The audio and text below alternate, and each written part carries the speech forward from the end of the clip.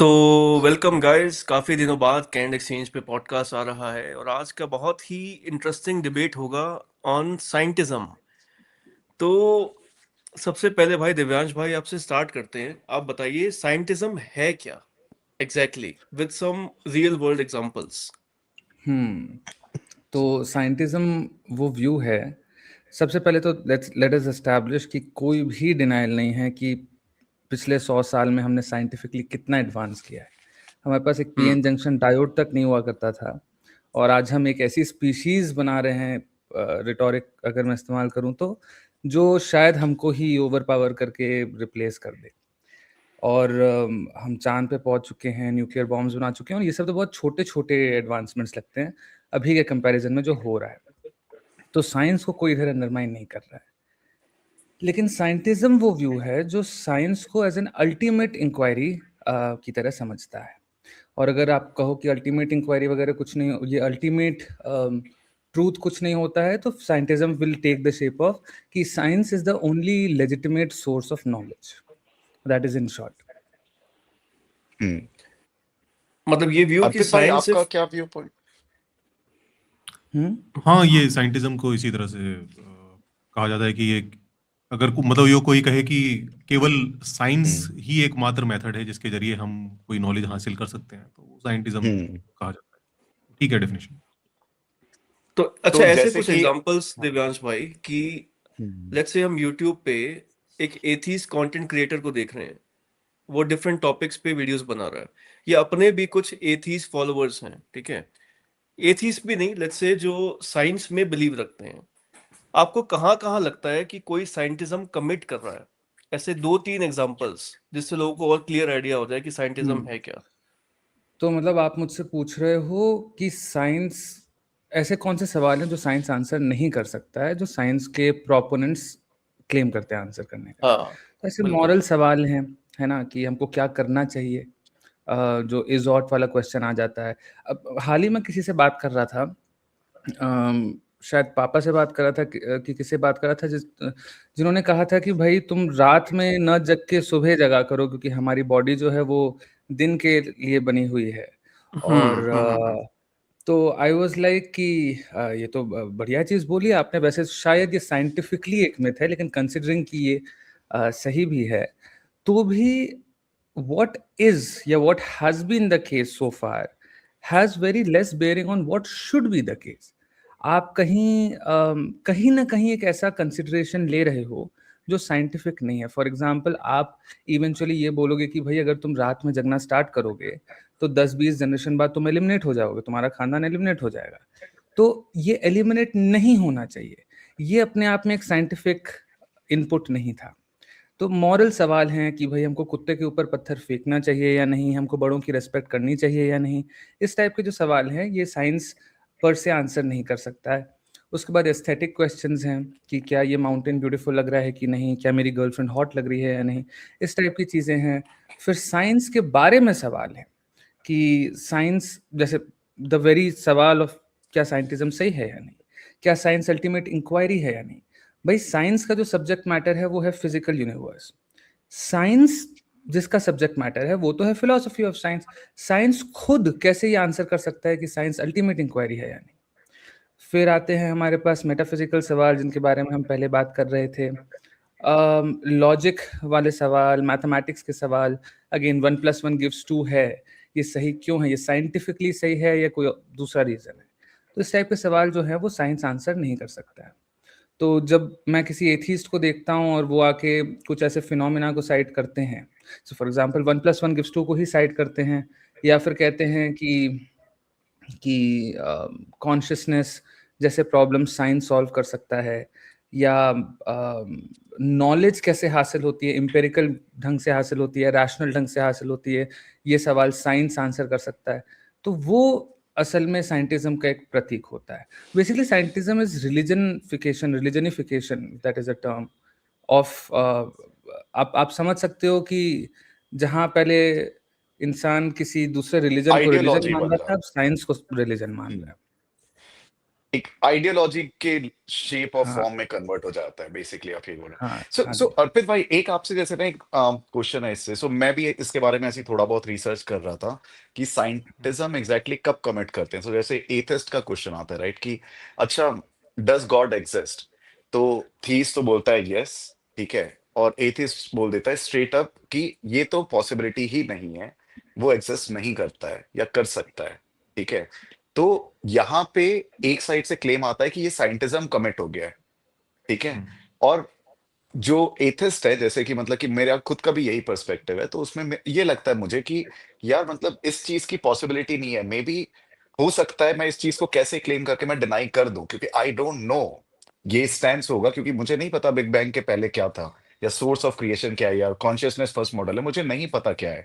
तो मैं किसी नैरो डाउन कैसे कर सकता हूँ कि गॉड नहीं है ना, मुझे बोल देना चाहिए कि इट्स ओके। सो इस चीज से थोड़ा सा ना वो क्वेश्चन ये दिमाग में आता है, तो इसको कैसे आप देखोगे, क्या ये साइंटिज्म है और या नहीं है?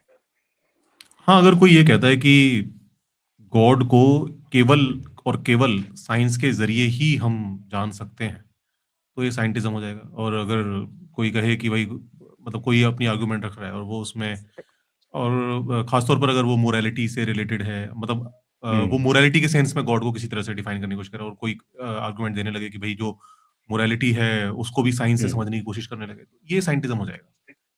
ठीक है? हम्म। और मतलब कोई भी चीज़, दुनिया की कोई भी चीज़ है जिसके बारे में अगर कोई ये भी कहता है कि इवन कि साइंटिफिक मेथड के थ्रू ही आप इसको जान सकते हो। अगर वो मतलब कोई चीज़ ऐसी है जो कि फिजिकल वर्ल्ड में एग्जिस्ट करती है और उसके बारे में कोई नॉलेज हम गेन करना चाह रहे हैं, और उसमें कहे कि भाई भाई ये जो केवल साइंटिफिक मेथड के थ्रू ही जानी जा सकती है और कोई मेथड हो नहीं सकता है।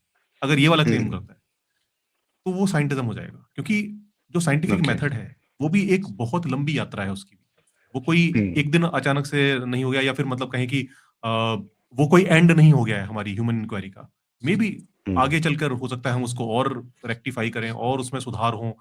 मे बी कुछ ऐसे डायमेंशंस हों हमारे सोच के, जब जहां तक अभी हम पहुंचे ना हो। मे बी जब वो चीजें आए हम्म। तो हो सकता है वो और ज्यादा रिफाइन हो जाए, और वो ऐसे रिफाइन होते हुए आए, हो सकता है आगे और जाके हम्म। रिफाइन हो जाए। तो ये कहते हैं ना कि जो मौजूदा तरीका है इस दुनिया को समझने का, जिसको साइंटिफिक मेथड कहते हैं, वही एक तरीका है, उसके अलावा कोई तरीका नहीं हो सकता। हम्म। ये कहना गलत हो जाएगा। ठीक है? और जहां तक गॉड का सवाल है, गॉड के सवाल में अगर तो वो कोई सिर्फ एक फिलोसफिकल एंटिटी की बात कर रहा है।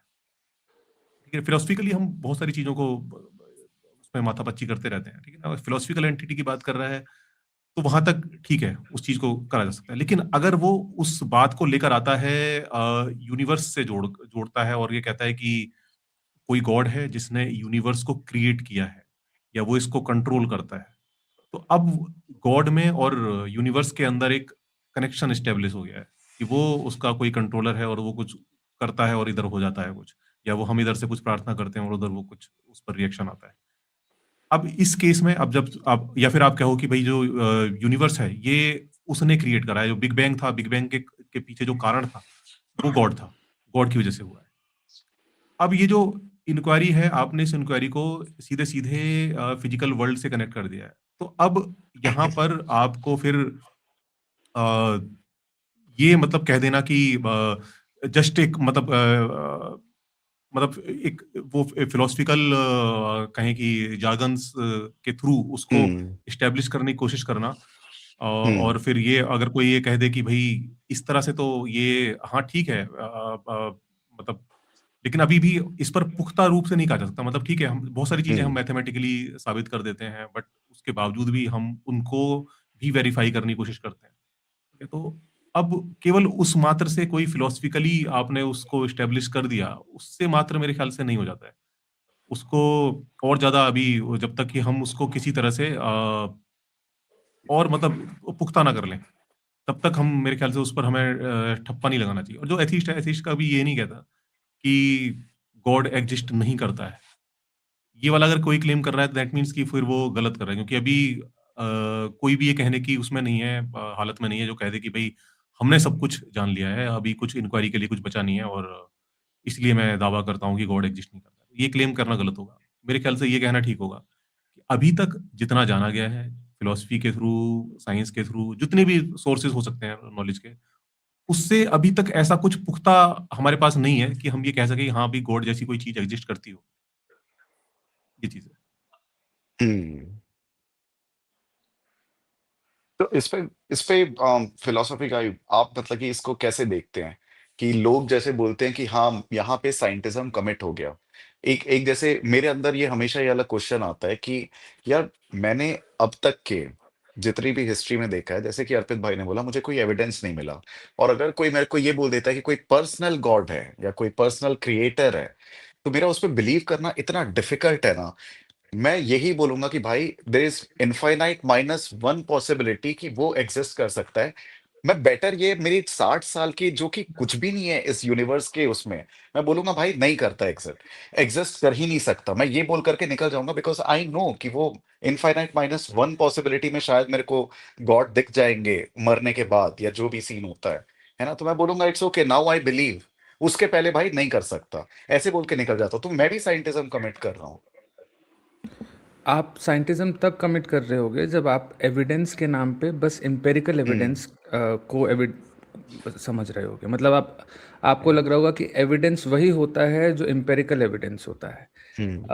हालांकि बहुत सारे, अगर आप समझना चाहो कि एविडेंस क्या होता है, तो कहीं पे भी ये एम्पेरिसिज्म से एसोसिएटेड है ऐसा रेस्ट्रिक्शन है नहीं फिलोसफी ऑफ साइंस में। तो by the way personal gods के लिए तो बिल्कुल बिल्कुल मेरे ख्याल से वो एक तरीका होता है अपने आप को कंसोल करने का, है ना। इंसान आता है, इतना दुख दर्द होता है, तो कुछ बना देता है कि भाई मैं भगवान से प्रार्थना करूंगा तो मुझे ये मिल जाएगा वगैरह वगैरह। तो उसका तो ठीक है, लेकिन जो स्टैंडर्ड आर्ग्यूमेंट्स चलते हैं गॉड के अबाउट, वो आर्ग्यूमेंट्स पर्सनल गॉड को नहीं क्लेम करते हैं। फॉर एग्जाम्पल, अगर वो क्रिएटर को क्लेम कर रहे हैं तो क्रिएटर बस फॉर देयर यूनिवर्स नहीं है वो क्रिएटर। सिमिलरली अगर एक नेसेसरी बीइंग को क्लेम कर रहे हैं तो वो जनरली यूनिवर्स का इंस्टेंशिएटर है, न कि एक पर्सनल गॉड।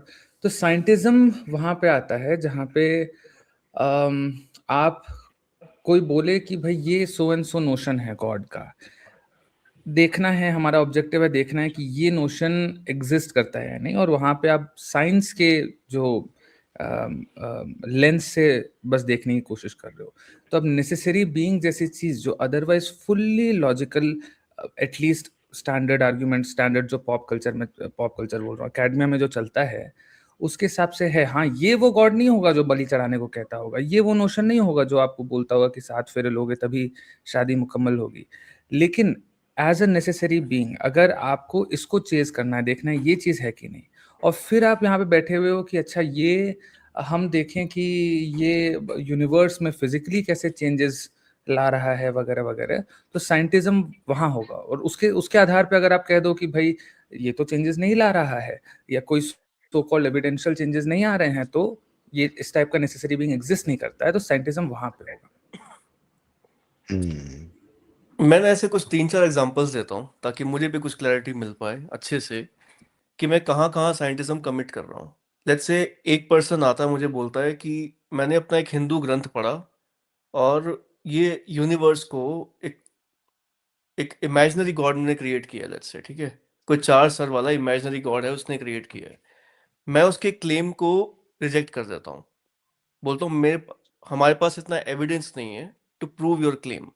सेकंड कोई स्टेटमेंट मारता है कि कॉन्शियसनेस इटर्नल है और मरने के बाद हम उस इटर्नल कॉन्शियसनेस के अंदर मिल जाते हैं।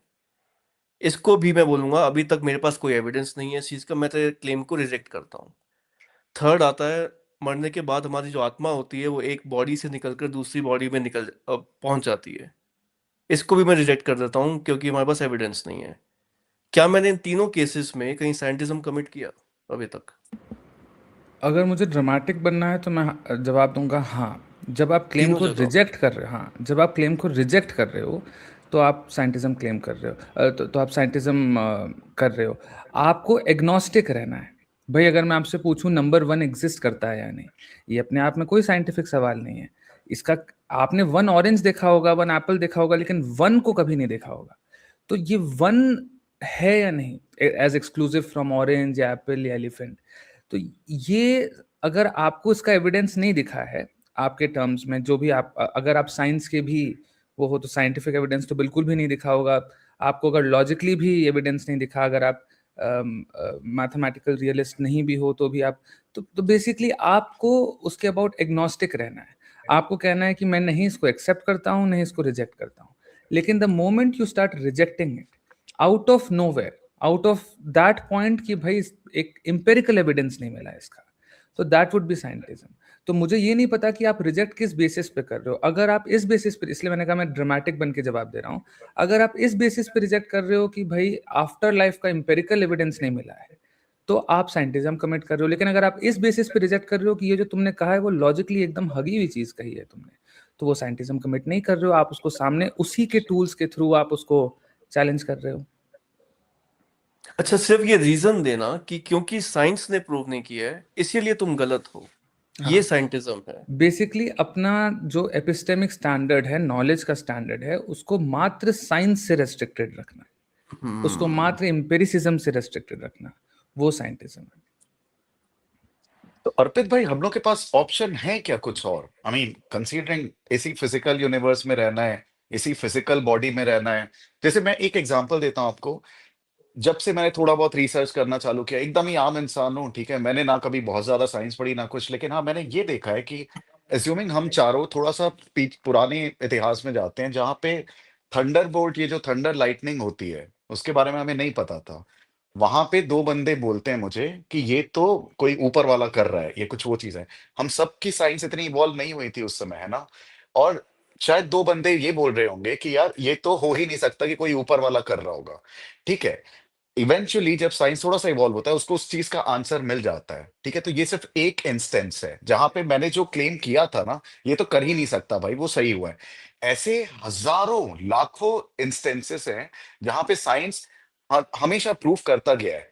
मे बी अभी हम लोग सिर्फ 10% साइंस की डिस्कवरी की है। जब ये 90% पे पहुंच जाएगा, तो आज की जो हार्ड प्रॉब्लम ऑफ कॉन्शियसनेस है, या कि कोई क्रिएटर है या ये वो, जिसको हम अभी क्लेम करते हैं तो हम साइंटिज्म कमिट कर देते हैं, वो शायद जब 90% पूरा जो बचा हुआ एक्सप्लोर कर लेंगे, तो मिल जाएगा आंसर। क्योंकि मैं अपना बेस्ड ऑन स्टैटिस्टिक्स जा रहा हूँ कि पिछले 500 साल में 1 मिलियन ऐसे क्लेम्स को खारिज कर दिया साइंस ने। तो मेरे पास बहुत सॉलिड एविडेंस है फिजिकल बॉडी, फिजिकल यूनिवर्स में रह के उस पर बिलीव करने का। इस पे कैसा टेक है आपका? एक्चुअल में इसको अगर लेमन टर्म्स में देखा जाए ना, तो बात ठीक है, लेकिन अगर इसमें आप फिलॉसफी में लेके जाओगे ना इसको, तो फिलॉसफी बड़ी मतलब हर चीजों में बड़ी डीप डाउन जाती है। अगर कोई ये भी क्लेम कर रहा है उस टाइम में, पुराने टाइम में, आज से 10,000 साल पहले, कि ये जो बिजली चमक रही है ना, ये कोई गॉड है ऊपर से जो मतलब कर रहा है कुछ, तो वो भी नॉलेज में कंसीडर करा जाएगा। ठीक है, क्योंकि उस टाइम पर आपके पास उसको खारिज करने का कोई तरीका नहीं है, और मे बी वो सही हो सकता है। ठीक है ना? और आज भी जो आपकी नॉलेज है उस लाइटनिंग के बारे में, वो भी आप ये कह दो कि नहीं कंप्लीट हो गई है, अब इसमें कुछ और जानने के लिए नहीं बचा है, ये आप नहीं कह सकते। हम्म, तो वहां पर भी संभावना बनी रहेगी कि मे बी, और गॉड और साइंस अभी तक भी जो कुछ भी खोजा गया है, साइंस कभी नहीं कहता है कि ये अंतिम हो गया, एंड हो गया, हम्म, अब इसके आगे कुछ नहीं खोज सकते, कभी नहीं कहता। साइंस की जितनी भी थ्योरीज हैं, उनकी संभावना बनी रहती है, वो ओपन रहती है कि भाई इन फ्यूचर उनको मॉडिफाई किया जा सकता है, और हुई है मॉडिफाई। तो ये चीज है। तो अगर फिलोसफिकली देखोगे तो फिर हमें ऐसे देखना पड़ेगा, लेकिन हाँ, अगर हम ऐसे मोटे तौर पर लेमैन की टर्म्स में देखेंगे, तो हाँ, ये बात ठीक है कि हमने देखा है कि दुनिया के बारे में जब हमने चीजों को फिजिकल टर्म्स में जब हमने समझना शुरू करा है, बजाय कि देवी देवता, भूत पिशाच, इन सब के अलावा जब हमने सोचा कि नहीं यार, अगर कोई चीज फिजिकल है तो उसका आंसर फिजिकल वर्ल्ड में ही होना चाहिए, इस नजरिए को लेकर जब हम आगे बढ़े तो हमने बहुत प्रोग्रेस करी। लेकिन अब ये फिलोसफी में कहेंगे तो ये भी दिक्कत है। अगर हम कहें कि नहीं साहब, यही नजरिया ठीक है क्योंकि हमने इसको लेके चले हैं और इससे ही हमने प्रोग्रेस करी है, इसीलिए ठीक है, तो ये भी गलत हो जाएगा। हम्म। इस पे सो आप मेरा कैसे यहाँ देखते हैं पे फिलोसफी? हाँ, छोटा सा, हाँ, तो पहले तो नहीं, बंद हो गई, अब दोबारा आ रही है।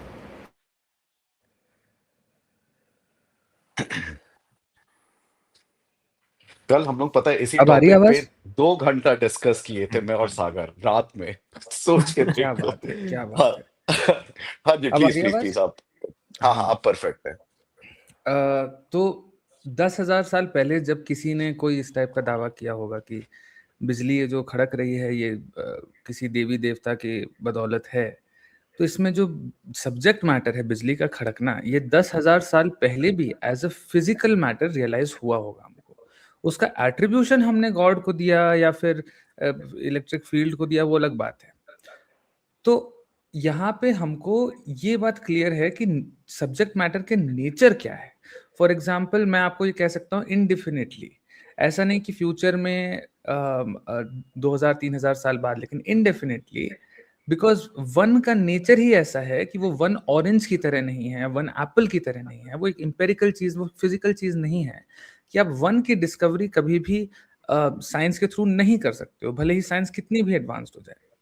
तो हम क्या कर सकते हैं आगे जाके कि हम ऐसे सवाल अभी डिस्कस कर सकते हैं, और अननेसेसरली गॉड वगैरह पे जाने की जरूरत नहीं है, क्योंकि मेरे ख्याल से पॉप कल्चर में एक डायकॉटमी देखने को मिलती है कि या तो साइंस है या तो गॉड है भाई। और हम फिलोसोफर्स जो बीच के प्राणी हैं, जो ना घर के रह पाए हैं ना घाट के, वो बोलते हैं कि भाई मतलब बहुत सारी और भी चीजें हैं भाई, आपको सीधा साइंस को छोड़ के माइथोलॉजी पे जाने की जरूरत नहीं है, हम भी आप ही के साथ हैं। माइथोलॉजी एक बेसिकली आपको सूडो साइंस या सूडो फिलोसफी करने की भी जरूरत नहीं है, नॉर्मल चीजों के बारे में बात करते हैं। जैसे वन के बारे में बात किया, फिर मॉरल क्वेश्चंस के बारे में हमने बात किया, फिर कुछ सवाल हैं साइंस के सवाल हैं। फॉर एग्जांपल जैसे अर्पित ने अभी बताया कि क्या साइंस मतलब द वेरी क्वेश्चन कि हमने क्या ट्रूली प्रोग्रेस किया है ना, ये सवाल जो है ये भी science answer, the nature of the question is such that कि साइंस इसको आंसर नहीं कर सकती। फिर बाकी के सवाल हैं, फॉर एग्जांपल साइंटिस्ट कभी भी, अच्छा बाय द वे उस पर मेरा एक छोटा सा कमेंट था कि साइंस अपने आप को ओपन टू रिविजन्स इसी बदौलत रख पाती है कि साइंटिस्ट जो हैं वो साइंटिज्म के शिकार नहीं है ना। ये अपने आप में एक बहुत इंटरेस्टिंग सी चीज है। तो साइंटिस्ट कभी भी ये नहीं कहता, अगर आप सोचो, आप हमेशा एक्सियोमेटिकली ले लेते हो, लेकिन आप कभी पेपर्स पढ़ो, साइंटिफिक वर्क जो होता है वो देखो, वो कभी भी ये नहीं कहता कि ये इलेक्ट्रॉन एग्जिस्ट करता है। फॉर एग्जाम्पल वो ये बताता है कि अगर ये इलेक्ट्रॉन एग्जिस्ट करता है तो वो उसका मैकेनिक्स क्या होगा, वो उसकी वेव फंक्शंस क्या होंगी, आदि इत्यादि। तो ये जो ऑन्टोलॉजिकल कमिटमेंट, ये जो एग्जिस्टेंस का कमिटमेंट है, साइंस इस टाइप की चीजों के ऊपर दावा नहीं करता है।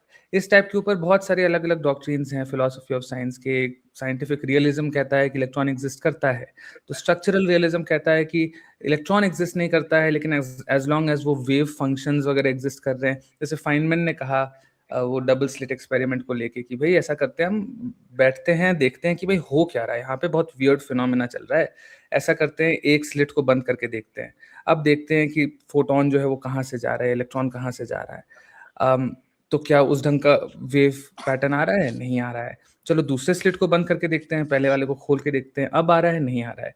अच्छा अब देखते हैं कि क्या ये दोनों स्लिट से नहीं जा रहा है, अब आ सकता है वैसा वेव इंटरफेरेंस पैटर्न, नहीं वैसे नहीं आ सकता।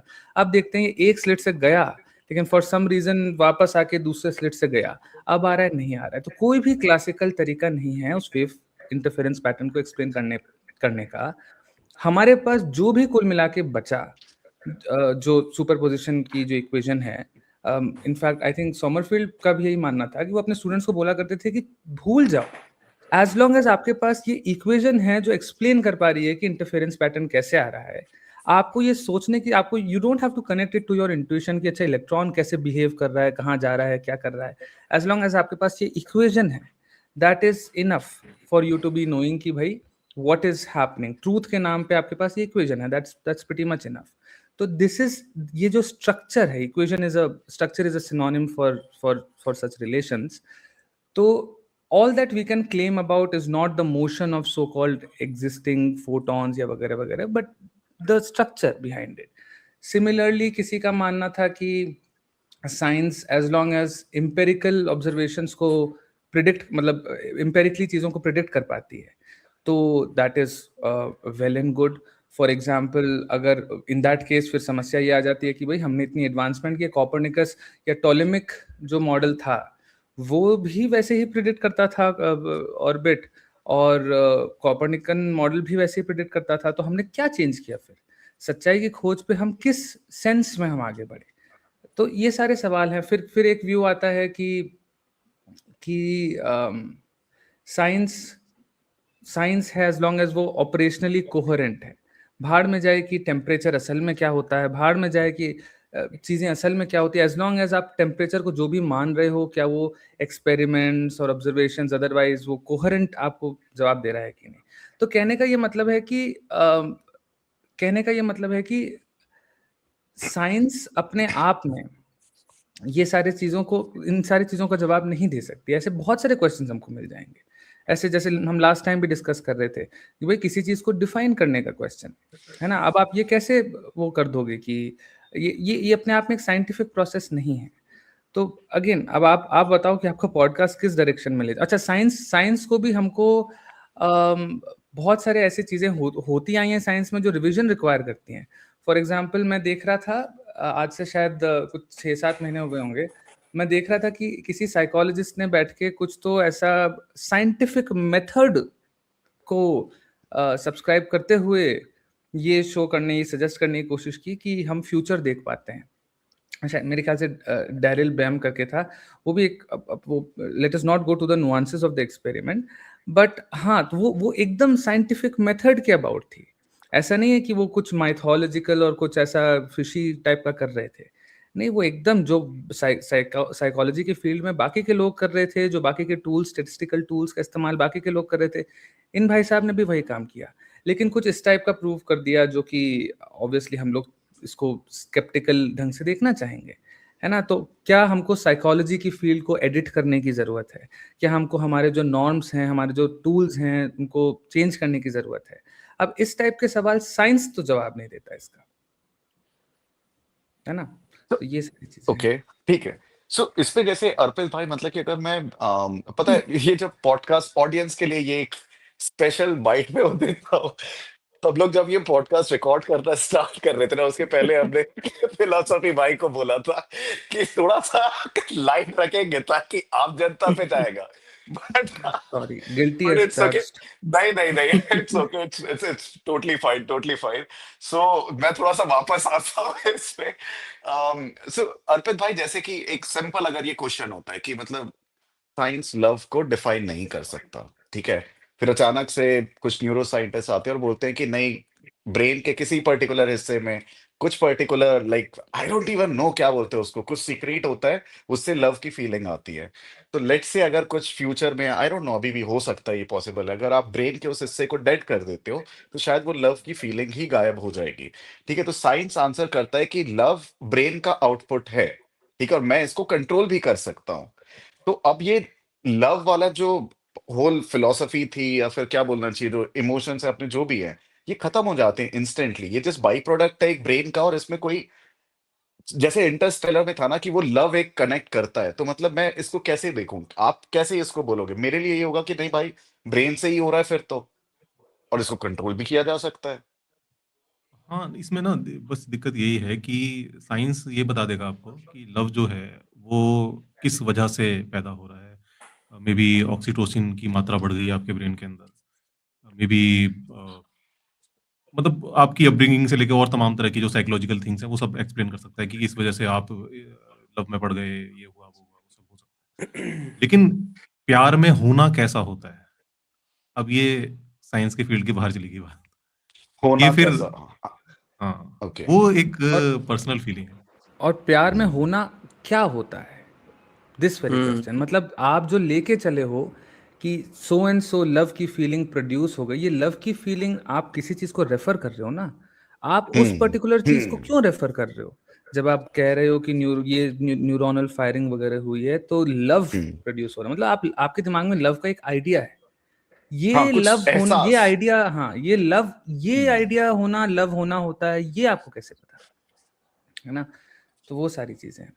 कि जैसे, हाँ, मैं मतलब गुस्सा आ गया, मेरे को कुछ चीज हुई और गुस्सा आ गया, अब मैंने ये किस चीज को मैंने बोल दिया कि ये गुस्सा क्या है, मैं फील कर सकता हूँ उसको, लेकिन साइंस बस यही बोल रही हो कि इसको नहीं बता सकता, बट ये एग्जिस्ट करता है। साइंस बेसिकली मैकेनिकल चीजों के बारे में कमेंट कर हम्म। सकती है। लव आता कैसे है, लव जाता कैसे है, गुस्सा आता कैसे है, गुस्सा जाता कैसे है। जैसे अर्पित ने कहा कि गुस्से में होना कैसा होता है, क्या वो होता है? चीज, हाँ, हाँ। वो चीज, और दूसरी चीज कि ये चीज गुस्सा था, ये हम्म। ये भी साइंस नहीं बताती। हम्म। तो लेट्स से अगर ये अच्छा। साइंस की कैपेसिटी ही नहीं है ये वाला बता पाना, तो ये फिर I guess philosophy as a field, ये बेबी ये अटेम्प्ट कर रही है इसका कुछ आंसर निकालने के लिए, या हाँ हाँ, इज इट समथिंग लाइक बिल्कुल दैट, बिल्कुल, राइट? अटेम्प्ट कर रही है, अटेम्प्ट कर रही है, बिल्कुल। ओके। ठीक और है। इस पे फिर सक्सेस तो है। सो फॉर एग्जांपल जैसे बुद्धिज्म में बोलते हैं या फिर लाइक काफी और रिलीजन में भी है, आप मेडिटेट करो, इंट्रोस्पेक्शन करो, तो जब वो आप अंदर झांक लेते हो तो एक सेंस ऑफ पीस तो आता है। आई मीन ये तो प्रूवन है, जो कि आप बाकी की और तमाम चीजें कर रहे हो उससे तो नहीं हो पाता वो पीस। वो भी एक आपके पास एक मैनुअल है टू एम्पलीफाई से योर हम्म। लव और वॉट एवर, बट हम उसकी बात भी नहीं कर रहे थे, हम बस नॉर्मल फिलोसॉफिकल सवाल की बात कर रहे हैं। अच्छा, फिलोसफी हम्म। से लोग अक्सर आर्ट ऑफ लिविंग को कंफ्यूज कर जाते हैं। मतलब art of living is something that is in the under the umbrella of philosophy, but it is not the philosophy. Hmm. The entire enterprise of philosophy is not just that ना। तो for example चलो love love, क्योंकि आपने इधर एक sentiment का invoke कर दिया, तो इसलिए हम यहाँ पे शायद हाँ फिर हाँ मैं बोलूंगा, फिर वो हो जाएगा, क्या बोलते हैं। हाँ। हाँ, तो हम एक दूसरे उस पर चलते हैं। हम एक फिजिक्स के एग्जाम्पल पे चलते हैं।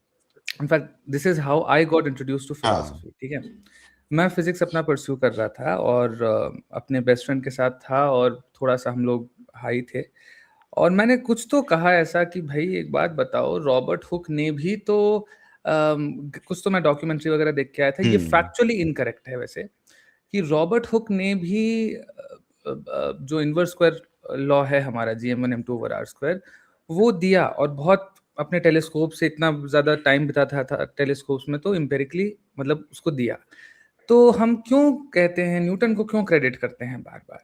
अच्छा, bye the way, Robert Hooke ने वो काम नहीं किया था जो अभी मैं कह रहा हूँ, लेकिन for the sake of this conversation suppose कर लेते हैं, एक जॉन हम्म। करके एक बंदा है जिसने वो काम किया, जैसे हम केमिस्ट्री में करते हैं ना, बैठ के वो बस देखते हैं कि अच्छा ये m की पावर 1 होनी चाहिए, कैपिटल M की पावर 1 होनी चाहिए, r की पावर -2 होनी चाहिए, जिस ढंग से ये बिहेव कर रहे हैं अर्थ और सन एक दूसरे के तरफ कैसे फॉल कर हम्म। रहा है, कॉमेट्स कैसे बिहेव कर रहे हैं। तो मैं बस सोच रहा था कि जब रॉबर्ट हुक ने भी ये काम किया, या हमारे जॉन ने ये काम किया, तो न्यूटन को ही क्यों क्रेडिट दिया जाता है? कितना खराब इंसान होगा। सोचो, लाइबनिज से भी कैलकुलस का क्रेडिट ले लिया, तो ग्रेविटी का क्रेडिट हुक से ले लिया। तो ये भाई साहब, ये फिजिक्स में प्रोडिजी हैं, ठीक है, ये अचानक से पीछे मुड़ते हैं और कहते हैं कि भाई तुमने भी क्या कहा। जस्ट सो यू नो, अगर जॉन ने एम्पेरिकली एग्जैक्टली उसी लॉ पे आया होता, GM1 M2 over are square, तो भी न्यूटन को दिया जाता क्रेडिट, क्योंकि न्यूटन एम्पेरिकली नहीं आया था, थियोरेटिकल वे में आया था, बस केपलर्स के इक्वेशंस के को यूज करके उसने वो डिराइव किया था, सो एज टू से कि वो रैशनली आया था। और हम्म। रैशनली किसी चीज पे आना, न कि किसी चीज को देख के आना, एम्पेरिकली नोट करते हुए आना, वो अपने आप में एक बड़ी बात होती है, वो अपने आप में एक बड़ा टेस्टिमेंट होता है सच को खोजने का। It is just a matter कि आप कहीं और जाओ और you'll be dispose to more data, जो शायद आपका, अगर आप एम्पेरिकली आए हो उस लॉ पे, तो शायद वो आपको लॉ चेंज करना पड़ जाए। लेकिन क्योंकि आप उसको उस ढंग से आए हो जिस ढंग से न्यूटन आया है, तो आपको वो लॉ जो है वो यूनिवर्सल लॉ बन जाता है।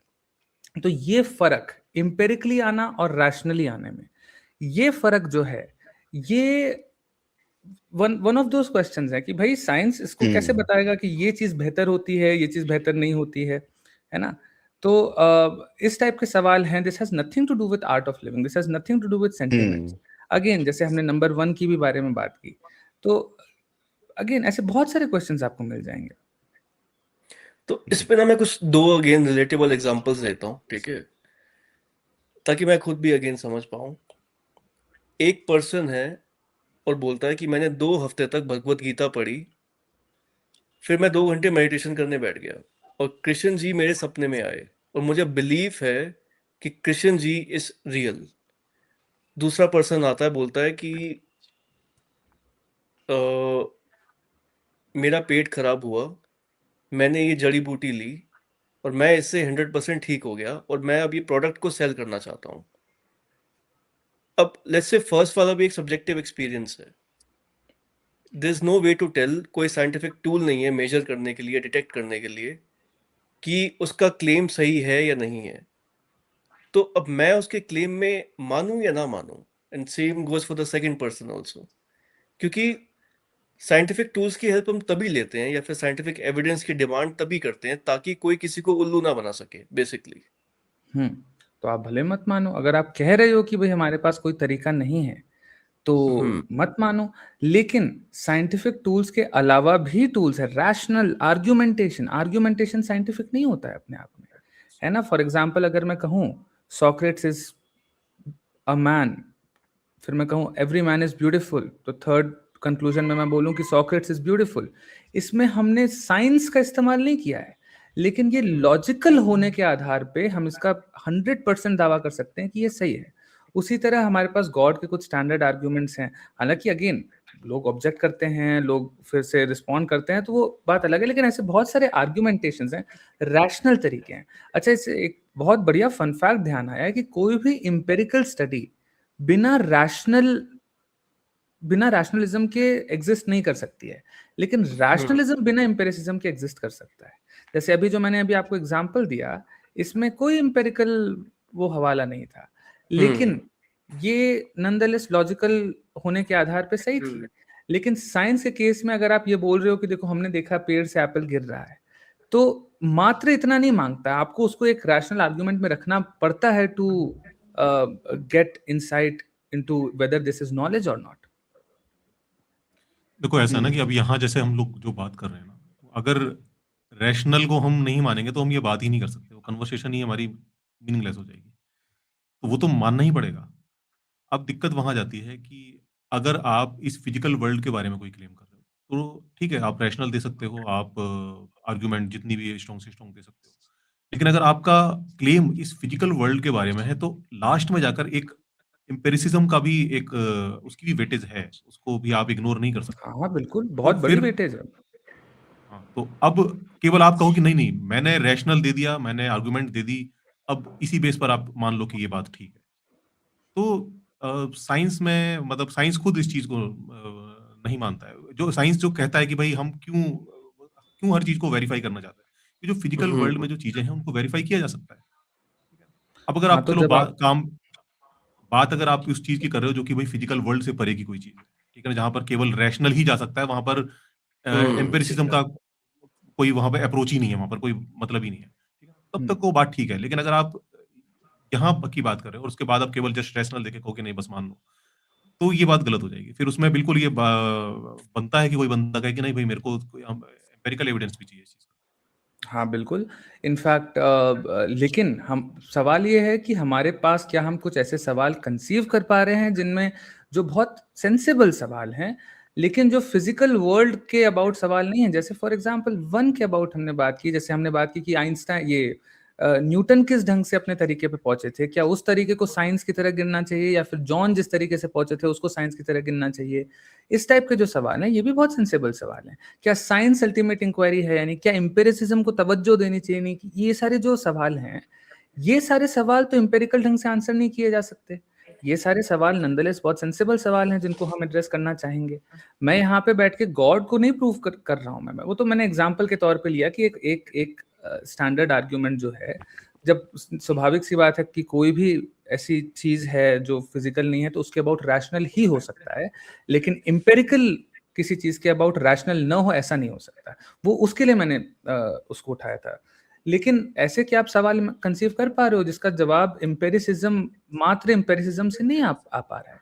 अगर ऐसा है तो आप साइंटिज्म के भक्त नहीं हो। बस इसमें ना बस एक चीज है कि ये जो आर्गुमेंट है फिलोसफी के, खासतौर पे गॉड को लेके कुछ बहुत सारे आर्गुमेंट हैं, उनका मिसयूज करा जाता है रिलीजियस लोगों के द्वारा, क्योंकि ये बहुत ज्यादा मिस आर्गुमेंट तो वहां से उठाते हैं, लेकिन इनका जो गॉड होता है वो वाला गॉड नहीं होता जो फिलोसफी में क्लेम करा जा रहा है। इनका गॉड तो सब कुछ कर रहा होता है वो यूनिवर्स बना रहा होता है, वो दुखड़े सुन हाँ रहा होता है लोगों के, वो सजा दे रहा होता है, इनाम दे रहा होता है।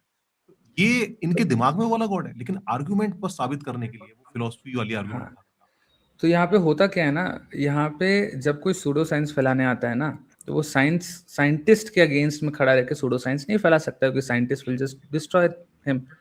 तो वो क्या करता है, वो फिलॉसफी के नाम पे सूडो फिलॉसफी को रेफर करके अपने स्टेज को ग्राउंड करता है कि अच्छा तुम नहीं समझ रहे कि मैं क्या कह रहा हूँ, असल में ये हो रहा है वो हो रहा है, तुम फिलोसोफर नहीं हो करके वो करने की कोशिश करता है। तो उसके तो स्वाभाविक सी बात है, कोई भी रैशनल इंसान है, भले वो आप हो एज अ साइंस के पर्सन या मैं हूँ एज अ फिलोसफी का पर्सन, हम दोनों का कॉमन ऑब्जेक्टिव है ना कि एक रैशनल टेम्परामेंट हमको बिल्ड करना है। तो उस लेंस से हम देखते हैं तो हमको स्वाभाविक सी बात है, हम दोनों सेम ही टीम में है भाई, हमको भी चिढ़ होती है कि आप कोई भी सूडो चीज कर रहे हो तो वो तो नहीं करना चाहिए। लेकिन अगर आप ये कह दो कि भाई फॉर एग्जांपल कि नेसेसरी बीइंग एग्जिस्ट नहीं करता, और अगर आप उस आर्ग्यूमेंट का जो ऑब्जेक्शन है लॉजिकली उसको ऑब्जेक्ट ना करते हुए आप ये कह रहे हो कि वो एग्जिस्ट नहीं करता क्योंकि उसका एक एम्पिरिकल एविडेंस नहीं है, तो वहां पे साइंटिज्म की झलक दिखाई देती है। तो तो देखो अगर इससे पता है necessary- नहीं प्लीज बोलिए, वही अर्पित है ना आप कि फिनिश कर लो फिर। देखो यूनिवर्स के बारे में अब ये कोई कहे कि भाई कोई इसका अंतिम कारण तो होगा, तो ये बड़ी लॉजिकल बात है। इसमें कोई मतलब ये नहीं कह सकता कोई कि ये आप इलॉजिकल बात कर रहे हो। अब उस कोई कारण को कोई नेसेसरी बीइंग कह दे, गॉड भी कह सकते हैं, ठीक है ना, गॉड होगा, लेकिन अब उससे कोई क्या मतलब ले रहा है, ये बड़ा इंपॉर्टेंट हो जाता है। अगर तो वो मतलब उसका वही वाला गॉड है जो उसके रिलीजन वाला गॉड है और जो सब कुछ करता है, तो फिर उसको बताना तो पड़ेगा कि भाई ये जो तुम हाँ, उसको कनेक्ट करना बात पड़ेगा कि ये जो आपने हमने जो नेसेसरी बीइंग प्रूव किया है, ये कैसे बोलता है कि बलि चढ़ानी चाहिए, उसको भी बताना पड़ेगा।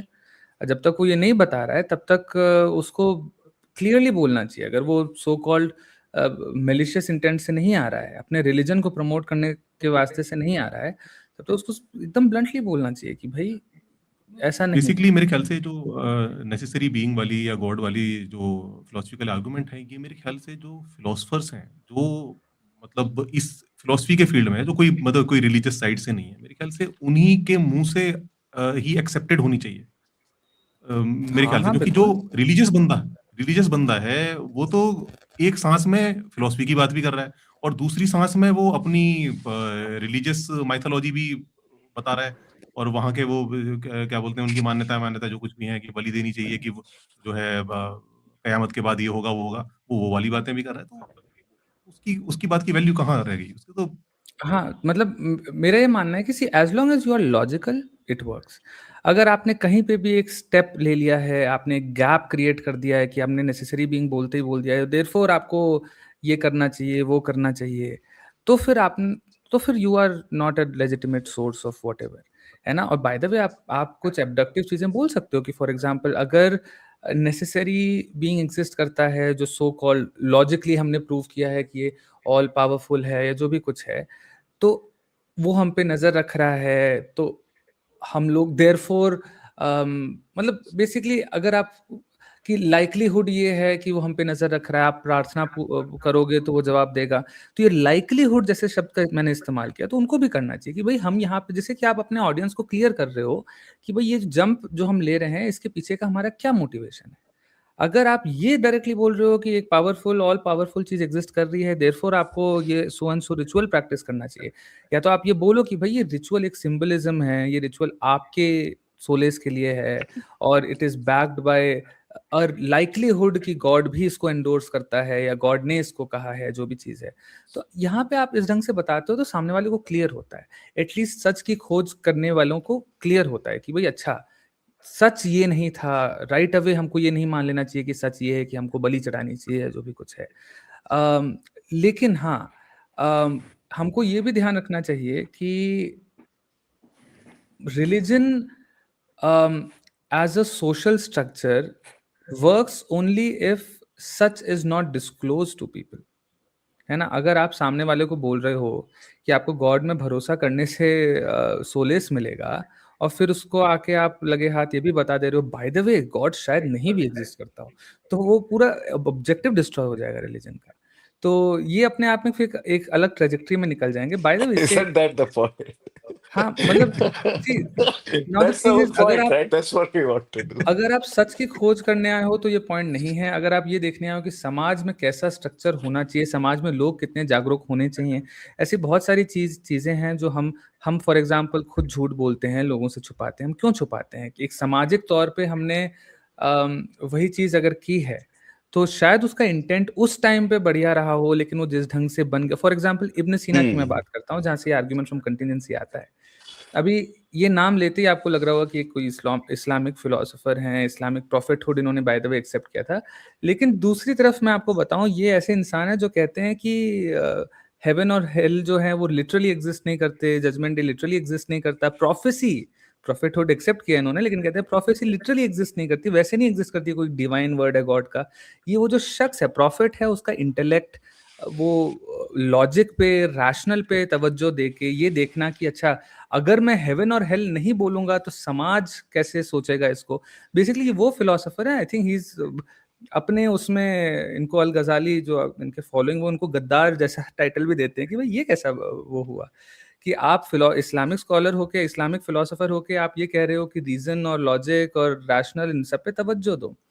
तो ये एकदम क्लियर करते हैं कि भाई हम अगर हमारा काम है एज फिलोसोफर सच को खोज, सच्चाई की खोज करना, लेकिन मासेस के पास शायद उतनी कैपेसिटी नहीं है और होनी भी नहीं चाहिए। भाई आप एंजॉय करो ना, आप प्यार करो ना, आप फिनोमिनल रहो, आप डांस करो, म्यूजिक करो, आपको ये सब बैठ के क्यों सोचना है कि गॉड है या नहीं। अगर हम लोग ये सोच रहे हैं तो आपको बेहतर है कि आप उसको उसी ढंग से लो, और आपको देने के लिए हमारे पास रिटोरिक बचता है। हमारे पास, हम हेवन और हेल बोलेंगे तभी समाज स्ट्रक्चर में रह पाएगा।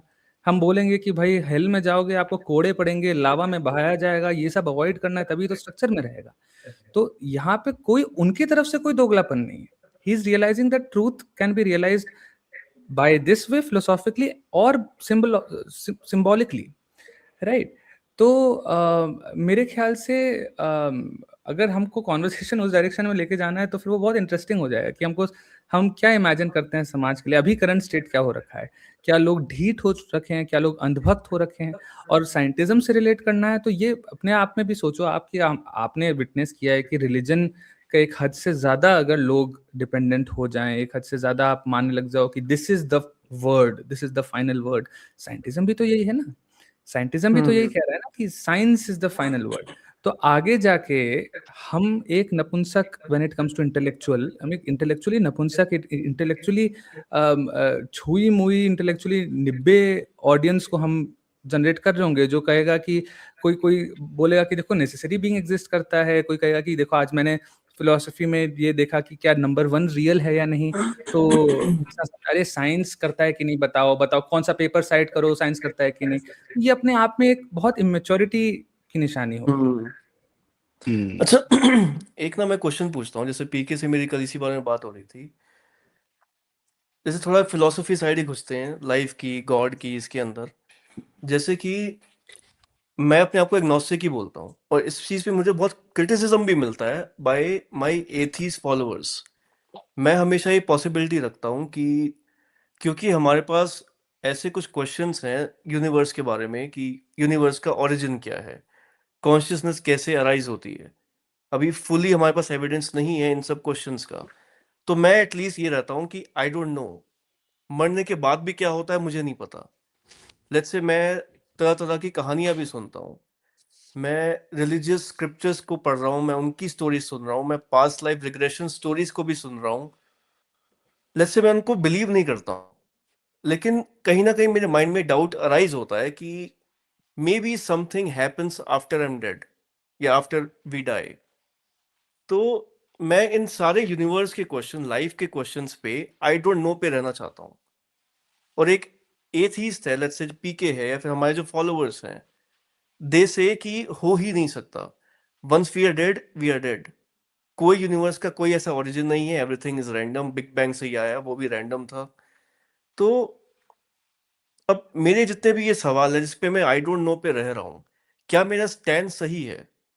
क्या ऐसा ही स्टैंड सबका होना चाहिए? देखो, बहुत खूबसूरत स्टैंस है। इसमें डिपेंड। हाँ बोलिए, आप बोलिए, फिर मैं बोलता हूँ। नहीं, आप बोलिए। और इस पे मैं एक ऐड ऑन कर देता हूँ, क्योंकि मुझे भी ये समझ आ रहा है कि क्योंकि हमारे पास कोई एविडेंस ही नहीं है, कोई टूल ही नहीं है इन सवाल के जवाब ढूंढने का। तो ट्रुथ, जो अगर हम बात करें, जो सच्चाई है वो यही है कि हमें ये बोलना चाहिए आई डोंट नो। जो नहीं, क्लेम नहीं, कर रहा है कि है, जो क्लेम कर रहा है नहीं है, आर दे लाइक? ट्रूथ है, ये टूल्स हैं हमारे पास। अगर आप नॉन फिजिकल, नॉन एम्पेरिकल जाओगे तो भी ट्रूथ है ना, जैसे मैंने आपको बताया, लॉजिक, रैशनल। अगर आप कोई बोल रहा है कि नेसेसरी बीइंग, अगर मान लो यहाँ पे मैं थीस्ट हूँ, मैं बोलता हूँ नेसेसरी बीइंग एग्जिस्ट करता है, तो ये मैं आउट ऑफ नोवेयर नहीं बोल रहा हूँ, मैं इसलिए बोल रहा हूँ कि ये लॉजिकली एंटेल्ड है, ये एक रैशनल डिडक्टिव आर्ग्यूमेंट है। जो मैं दे रहा हूँ, जो आर्गुमेंट फ्रॉम कंटिजेंसी है, जो मुफ्ती साहब या इब्न सीना दे रहे थे, पता नहीं मैंने अपना नाम क्यों जोड़ दिया यहाँ पे, मैं सीधा उनका ही नाम लगा सकता था। तो अगर आपको लग रहा है कि आप एथिस्ट हो, तो आपको फिर मांगेगा, आपके पास टूल है, आप अपने दिमाग का इस्तेमाल करके उनके प्रेमिसेस को, उनके आर्गुमेंट को ऑब्जेक्ट करो आप। लेकिन वही ये भी क्वेश्चन है ना, लेकिन हाँ, यही बात है ना कि हमारे पास इन क्वेश्चंस का भी जवाब नहीं है, तो हमें शायद है। हमारे एटलीस्ट मरने के आप, बाद क्या होता है, इसका क्या आंसर है? हाँ, फॉर एग्जाम्पल कोई एक ऐसा आर्ग्यूमेंट दे आपको जो कहता है मरने के बाद आपको आपका एक जजमेंट डे आएगा। अगर आपको लगता है कि ऐसा नहीं होने वाला है, तो आपके पास टूल्स हैं उस चीज को ऑब्जेक्ट करने के। मैं ये कह रहा हूँ आपको। मैं उनके क्लेम को तो ऑब्जेक्ट कर सकता हूँ, लेकिन अगर मैं इसको क्वेश्चन को वैसे एक्सप्लोर करूं अपनी ही क्यूरियोसिटी से, मरने के बाद क्या होता है मुझे जैसे नहीं पता। अब थ्योरीज हैं, ठीक है, कॉन्सेप्ट्स हैं अपना अपने रिलीजियस स्क्रिप्चर्स में। इस्लाम कुछ कह रहा है, हिंदुइज्म कुछ कह रहा है, क्रिश्चियनिटी कुछ कहती है। तो ये सब थ्योरीज हैं, राइट? थ्योरीज इसीलिए हैं क्योंकि हमें इस क्वेश्चन का आंसर नहीं पता है। तो क्या मुझे इस पे आई डोंट नो पे रहना चाहिए? पहले तो मैं यहाँ पे डिसएग्री करूंगा कि ये बस थियरीज नहीं, जब कोई कहता है कि नेसेसरी बीइंग एग्जिस्ट करता है, तो वो बस थियराइज नहीं कर रहा होता है, वो उतने ही नहीं कॉन्फिडेंस नहीं के नहीं, साथ उतने मैं ही, ये बात हाँ, कर रहा हूँ जैसे हिंदू स्क्रिप्चर्स में लिखा है, मरने के बाद हमारे शरीर से आत्मा एक बॉडी से दूसरी बॉडी में जाती है। जैसे इस्लाम में लिखा है कि हम हेवन या हेल में जाते हैं। तो ये तो तो थ्योरीज ही है ना। हाँ, अभी वही चीज़ है कि आप थ्योरी के नोशन को जिस भी ढंग से ले रहे हो, मैं आपको इतना कह रहा हूँ कि आप अगर इसके साथ हो तो भी आप एक वजह होने के वजह से आप उसके साथ हो सकते हो। अगर उसके अगेंस्ट में हो तो भी आप एक रीजन की वजह से उसके अगेंस्ट में हो सकते हो, और ये रीजन है जो आपका टूल की तरह इस्तेमाल कर सकता है। आपको एम्पेरिकल टूल की जरूरत नहीं है। और दूसरी चीज आपने जो पूछी कि अगर ये रीजन भी इफेक्टिव नहीं है तो क्या एग्नोस्टिक होना एक डिसेंट वो है? मेरे ख्याल से तो बहुत खूबसूरत और बहुत करेजियस थिंग है। जहाँ पे आप ऐसे ज़माने में जी रहे हो जहाँ पे हर किसी पान वाले भैया के पास ओपिनियन होता है कि देश की इकोनॉमी कहाँ जा रही है। सबके पास होता है गॉड है या गॉड नहीं है, कोई नहीं बोलना चाहता मुझे नहीं पता। वहाँ पे आप ऑनेस्ट होके आप बोल रहे हो कि या तो टूल्स की लिमिटेशन है, या तो वो छोड़ो, मैं अपने बारे में बात कर रहा हूँ, मैं खुद गंवार हूँ कि मुझे नहीं पता, तो मैं तो जस्टिफाइड हो जाता हूँ कि एग्नोस्टिक रहने में, है ना? ये बोलने में कि मुझे नहीं पता, मैं आपकी तरह स्मार्ट नहीं हूँ, है ना? तो मेरे ख्याल से बहुत बहुत खूबसूरत पोजीशन है। In fact as as philosophy students हमको ये मेथोडिकली सिखाया जाता है। हमको सिखाया जाता है कि भाई तुम दुनिया में जाओगे, इस डिपार्टमेंट से निकल के तुम बस वाले से मिलोगे, उसके पास कुछ होगा। तुम अपने पेरेंट्स से मिलोगे, उनके पास कुछ होगा। उनको पता नहीं है एंटीनेटलिज्म नेटलिज्म के बारे में, उन्होंने डेविड वैनेटर जितना नहीं पढ़ा होगा, लेकिन उनके पास कोई ना कोई वो होगा कि भाई बच्चे पैदा करो, बच्चे पैदा करो, बच्चे पैदा करो, शादी करो, ये करो, वो करो। शादी क्या होती है, वो सोशल इंस्टीट्यूशन है कि पर्सनल, वो सब उनको उतना आइडिया नहीं होगा जितना शायद तुमको होगा। लेकिन तुम तो रह सकते हो ना उस पॉइंट पे जहाँ पे तुम अपने से ऑनेस्ट हो कि मुझे आंसर नहीं पता है ना? तो ये सारी चीजें हैं। और फिर भाई आपका क्या इसमें ओपिनियन है इस पे? मेरा तो ये कहना है कि ऐसे सवाल जिनका कि जवाब नहीं है उनके बारे में ये कहना ही ईमानदारी है कि हमें नहीं पता। अगर कोई कहता है कि ये यूनिवर्स कैसे आया, क्या इसका अल्टीमेट कॉज क्या था, तो इसका ईमानदार जवाब यही है, हमें नहीं पता। अब अगर कोई कहता है कि नहीं, ये कॉज है इसका, ठीक है, तो अब हम उससे कहेंगे कि अच्छा आप कह रहे हो ये कॉज है, तो आप बताओ फिर कैसे है, हमें इसका कुछ लॉजिक दो, कुछ एविडेंस दो, कुछ दो उसको, ताकि हम भी देखें भाई ये चीज है तो कैसे है। ठीक है, अब अगर वो दे ना पाए तो फिर हम कहें भाई मैं क्यों विश्वास करूं, आई डोंट बाई इट, मैं नहीं इसको विश्वास करता। अब ये वाली जो पोजीशन है, ये अब इसको क्या कहा जाएगा, मतलब मुझे समझ में नहीं आता, क्या इसको एग्नोस्टिक कहा जाए, क्योंकि उसने मना कर दिया भाई, उसने उसने पहले तो उसने कहा कि भाई मुझे नहीं पता इसका अल्टीमेट आंसर क्या है। अभी एक आदमी आया, उसने कहा कि नहीं मेरे पास आंसर है, उसने बता दिया आंसर। वो जो आंसर है वो मेरे को लॉजिकली कंसिस्टेंट नहीं लगा, मुझे उसमें एविडेंस नहीं दिखा, तो मैंने मना कर दिया भाई, मैं नहीं एक्सेप्ट कर सकता, मुझे इसमें दम नहीं लग रहा। तब मुझे क्या कहा जाएगा, क्या मैं एग्नोस्टिक हूँ, क्या मैं एथिस्ट हो गया? जो रिलीजियस लोग हैं उनके हिसाब से तो आप एथिस्ट हो गए, क्योंकि रिलीजन का कॉन्सेप्ट, किसी भी रिलीजन को उठा लो, उनका कॉन्सेप्ट है अगर वो आपके पास लेके गए कुछ ट्रुथ जो कि वो सोचते हैं कि ट्रुथ है, और वो उन्होंने आपको बताया कि ये ऐसे ऐसे है और ये है और आप कन्विंस नहीं होते, आप कहते भाई मेरे को समझ नहीं आता है, तो आप उनके लिए एथिस्ट हो गए। हिंदूज के लिए एथिस्ट कौन है? जो वेदों में नहीं मानता, वो नास्तिक। मुस्लिम्स आपके पास जाएंगे ट्रुथ लेकर और आप मना कर दोगे भाई हम नहीं मानते आपके प्रॉफिट में, हम मुझे कोई उसमें मुझे नहीं समझ में आ रही आपकी कहानियां, आप उनके लिए नास्तिक हो गए। तो ये तरीका है, ये इस तरह से नास्तिक कहते हैं। अब एग्नोस्टिक की पोजीशन अगर आपकी ये है कि आप हर चीज के लिए एग्नोस्टिक हो, आप ये कह रहे हो कि यूनिवर्स का कोई रीजन गॉड हो भी सकता है, मुझे क्या पता, ठीक है ना? मेरे ख्याल से इसको मुझे मतलब उतनी सही नहीं लगती, क्योंकि ये जो गॉड का कॉन्सेप्ट है ये उस सवाल के जवाब में गढ़ा गया है, ठीक है ना? असली सवाल ये है कि ये यूनिवर्स कैसे आया, इसका कॉज क्या है। उस कॉज की संभावना के तौर पर गॉड एक संभावना जताई गई, वन ऑफ द पॉसिबिलिटीज है, लेट्स से वन ऑफ द पॉसिबिलिटी है, ठीक है ना? तो मेरे ख्याल से अगर पॉसिबिलिटी की बात है तो आप कितनी पॉसिबिलिटी के एग्नोस्टिक हो सकते हो? भाई कल को कोई कहने लगेगा कि एग्जैक्टली कुछ भी हो सकता है, परियां हो सकती हैं, कोई कह देगा कि मॉन्स्टर हो सकते हैं, कहां तक एग्नोस्टिक होते रहोगे? यही मेरा फॉलो अप क्वेश्चन था। क्योंकि अगर हम मैं तेरे को याद क्रिएटर है ऐसे मैंने 8 कॉन्सेप्ट, बिलियन वही सागर तेरे को याद है मैंने बोला अर्थ में 8 बिलियन लोग होते हैं। 8 बिलियन लोग अपने आप में कुछ ना कुछ इमेजिनेशन के केपेबल है, कुछ ना कुछ फिलोसफी सब में रहती है। जिनका थोड़ा पेट भर जाता है वो थोड़ा सा ज्यादा इस पे बोल पाते हैं। एज्यूमिंग 8 बिलियन लोगों का पेट भरा हुआ है, वो सबकी अपनी अपनी एक थ्योरी निकल के आती है। और मैं अब बोलूंगा नहीं भाई, एक वो चिड्डा होता था ना, वो एक कौन सा बोलते हैं हेलीकॉप्टर टाइप का एक चिड्डा, उसने अर्थ को बनाया है। ये मेरा थॉट प्रोसेस है। एक बोलेगा नहीं 4 हाथों वाले किसी इंसान ने बनाया, एक बोलेगा नहीं कॉन्शियसनेस ही रहती है। सबकी अपनी अपनी थ्योरी। कोई बोलेगा हम होलोग्राम में जी रहे हैं, कोई बोलेगा हम सिमुलेशन में है, कोई बोलेगा हम इनफाइनाइट लूप में फंसे हुए हैं। 8 बिलियन थ्योरीज होगी। अब मैं सिर्फ इतना बोलूंगा भाई seriously like give me a break, please मेरे को जस्ट क्लेम करके बताते जाओ। ठीक है एम्पेरिकल एविडेंस ही सही, यही देख पा रहे हैं तो भाई मेरे को प्लीज बता देना, otherwise it's too difficult for me to believe in any theory. It's मैं उस लूप में फंस जाऊंगा। तो ये स्टैंस आई डोंट नो में ना, ये मेरे को थोड़ी दिक्कत आती है। ठीक है, तो यहाँ पे हमको मेरे ख्याल से फ़र्क करना पड़ेगा कि जब हम कहते हैं कि हमको नहीं पता, वो फिलोसॉफिकल स्टैंस की हम बात कर रहे हैं या कॉग्निटिव स्टैंस की बात कर रहे हैं।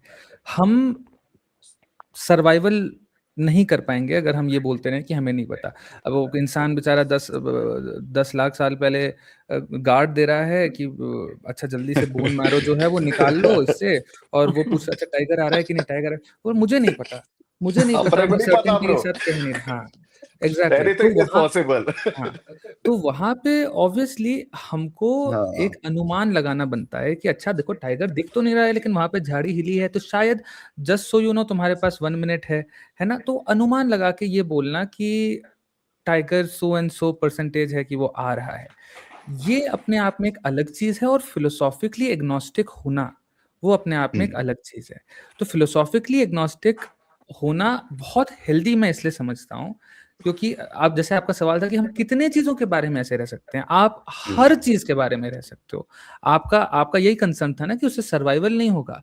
आपका यही कंसर्न था ना कि भाई आपको अच्छा बच्चे करने चाहिए या नहीं, नहीं पता। तो फिर बच्चे होंगे या नहीं होंगे, कुछ तो भाई तुम्हारी भी रिस्पॉन्सिबिलिटी बनती है ना कि भाई किसी के यहाँ रिश्ता भेज रहे हो तो फिर देखना है, उनके भी एक्सपेक्टेशन है, जो भी कुछ है। तो आप वहाँ पे ऑनेस्ट रहो कि मुझे फिलोसॉफिकली नहीं पता है, एक्चुअली में नहीं पता है कि बच्चे करने चाहिए या नहीं। मैं थोड़ा-सा फिलोसॉफिकली लेस रिफ्लेक्टिव होके मैं ये डिसीजन नॉनदलेस ले रहा हूँ, है ना? तो that would still be being agnostic, because agnosticism is about philosophy, agnosticism is about knowledge. क्या आपको ये पता है कि आपको बच्चे करने चाहिए या नहीं? By the end of 20 years जब आपका बच्चा 20 साल का हो चुका है, आपको अभी भी नहीं पता है, तो you should be very upfront about it. अब सवाल ये है कि आप ऐसे कितनी चीज़ों के अबाउट एग्नोस्टिक रह सकते हो, कोई लिमिट नहीं है। आप अगर जाते हो एक फिलॉसफी डिपार्टमेंट, आपको इंसिस्ट करूँगा कि आप लोग फिलोसॉफिकली इंक्लाइंड हो, आप जाना ऐसे किसी एचओडी के उस पे खटखटा के बोलना कि अच्छा ये बताओ, आप तो कांट को पढ़ते हो, ये बोलते हो, नॉलेज कहाँ से है, एम्पिरिसिज्म सही है या रैशनलिज्म है? The first thing they would say is मुझे नहीं पता। है ना? तो आपको देखना है कि ये कौन-सी बिरादरी ऑफ लोग हैं जो ये सारी चीज़ें कर रहे हैं। क्या ये वो लोग हैं जो अपने घर पे जाके पंखा नहीं जलाते होंगे, या फिर जो क्रिकेट मैच आ रहा है अपने गर्लफ्रेंड को जाके देखते होंगे? यार ये जो ब्रॉडकास्ट हो रहा है टीवी पे, क्या पता यहाँ ये एक मिथिकल बीइंग चला रहा हो टीवी पे, असल में मैच में ये चीज ना हो रही हो।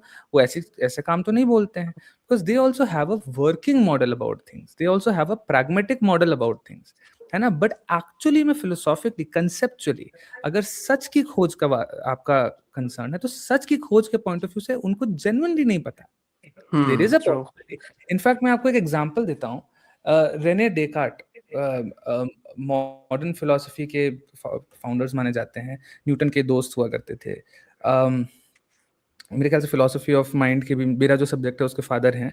तो इन्होंने एक दिन क्या किया ना, इन्होंने एक दिन कहा कि मैं आज, अच्छा मैं थोड़ा ऐसे सजा वजा के स्टोरी बताता हूँ, तो ऐसा शायद हाँ नहीं हाँ भी हाँ हुआ होगा रिटोरिक में, हाँ, कि मैं आज बैठता हूँ और मैं आज एक ऐसा काम करता हूँ जो जिसके लिए 500 साल बाद आके दिव्यांश जैसा बंदा अप्रिशिएट करेगा।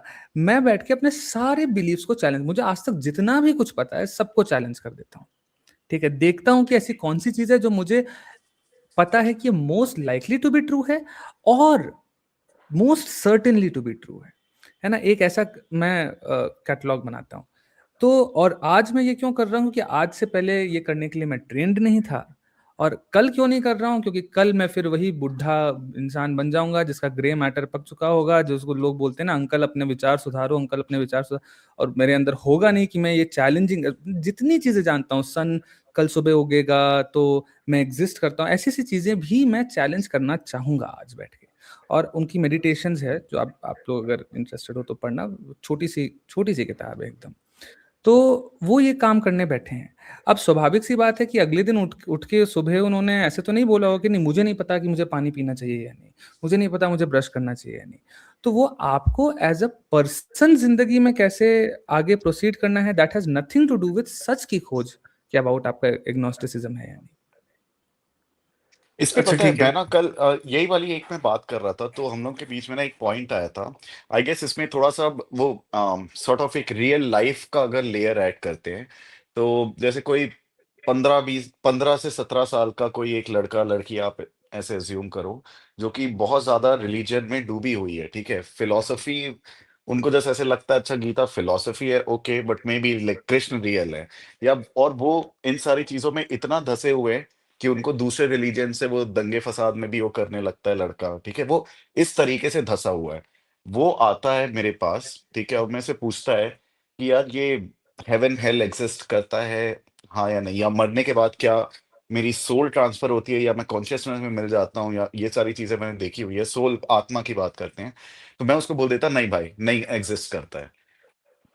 आई नो कि आई डोंट नो येट, ना साइंस पता कर पाया है, और अभी फिलोसफी के भी अपने अपने थ्योरीज हैं, मल्टीपल थ्योरीज हैं, मैं वहां पे भी नहीं जाता हूँ, लेकिन मैं बोलता हूँ कि नहीं, मेरे को इसको मना करना पड़ेगा, क्योंकि ये उस बेवकूफी जो काम में कर रहा है, दंगे फसाद और ये सब में वो पढ़ रहा है, तो मुझे उसको मना करना पड़ेगा स्ट्रेट अप। इवन दो मेरा स्टैंस हो सकता है कि आई डोंट नो, बट लेकिन मैंने एम्पेरिकल एविडेंस पे लेकर के मैंने उसको बोल दिया कि नहीं भाई, ऐसा कुछ भी नहीं होता है। उसके दिमाग में शायद मे बी एक चीज आएगी कि अच्छा मे बी मैं कंसिडर करूंगा, या मे बी आउटराइटली रिजेक्ट कर दूंगा। अब वो किसी दूसरे इंसान के पास जाता है, दूसरा इंसान बोलता है देख अभी तक के एविडेंस तो नहीं मिला है आत्मा का, तो मानना तो नहीं चाहिए, but you never know, it may exist, तो ये ठीक दूसरा है इंसान है वो। है ना। हाँ, तो लेट्स से सागर है, राइट, तो फिर वो बोल देता है कि नहीं, अब वो जो 17 साल का जो लड़का था जो कि ऑलरेडी धसा हुआ है इस वाली चीज में, उसका जो भैरे को कुछ जगाने के लिए बम का धमाका करना पड़ता है ना, तो शायद वो एक जो बंदा बोल देता है ना कि नहीं ये चीज तो नहीं करती, क्योंकि 3-4 हजार साल से इसी बेवकूफी की वजह से लोग मरते कटते रहे हैं, और अभी भी लड़ाइयां चल रही है, वॉर हो रहा है। तो I guess the better stance is this, rather than कि मैं उसको ये होप दे दूं कि ओके नहीं एग्जिस्ट कर सकता है। वो तो फिर बोलेगा हाँ ये लो भैया करता ही है, फिर तो मेरे तो हाँ, ग्रंथों में लिखा है।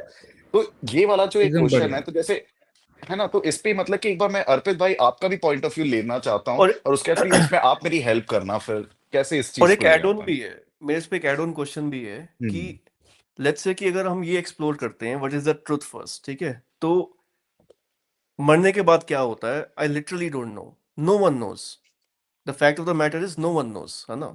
तो ये एक ट्रुथफुल आंसर होना चाहिए लेकिन क्योंकि मैं अपने इंडिया में लेट्स से रिलीजियस लोगों का बिहेवियर देख रहा हूँ, तो मैं ट्रुथ वाला आंसर देना नहीं चाहता हूँ, क्योंकि मुझे लगता है कि वो गलेबल इनफ है to get manipulated by certain बाबाज। लेट्स से मेरा ये स्टैंस है, आई डोंट नो, मैं तो गलेबल नहीं हूँ, मैं किसी की बातों में नहीं आता, मैं किसी बाबा से मैनिपुलेट नहीं होता हूँ। तो ऐसा क्या है कि मैं मैनिपुलेट नहीं हो रहा हूँ और एक दूसरा पर्सन हो जाता है? ये मेरा एक फॉलो अप क्वेश्चन है इस पे। तो यही आपको यही कैसे यही लेते चीज हैं आप? एक्चुअल में इसीलिए करना पड़ता है। जो एथिस्ट भी है ना, वो कई बार चीजों को बहुत ज्यादा फिलोसफिकली गहराई में जाकर नहीं प्रेजेंट करते। उसके पीछे रीजन यही है कि भैया जो सामने वाला बंदा है ना, वो अभी बहुत उथले स्तर पर है। उसको आप कहाँ, वो जो आप गहराई पे लेके जाओगे ना, वो उसी चीज को पकड़ लेगा।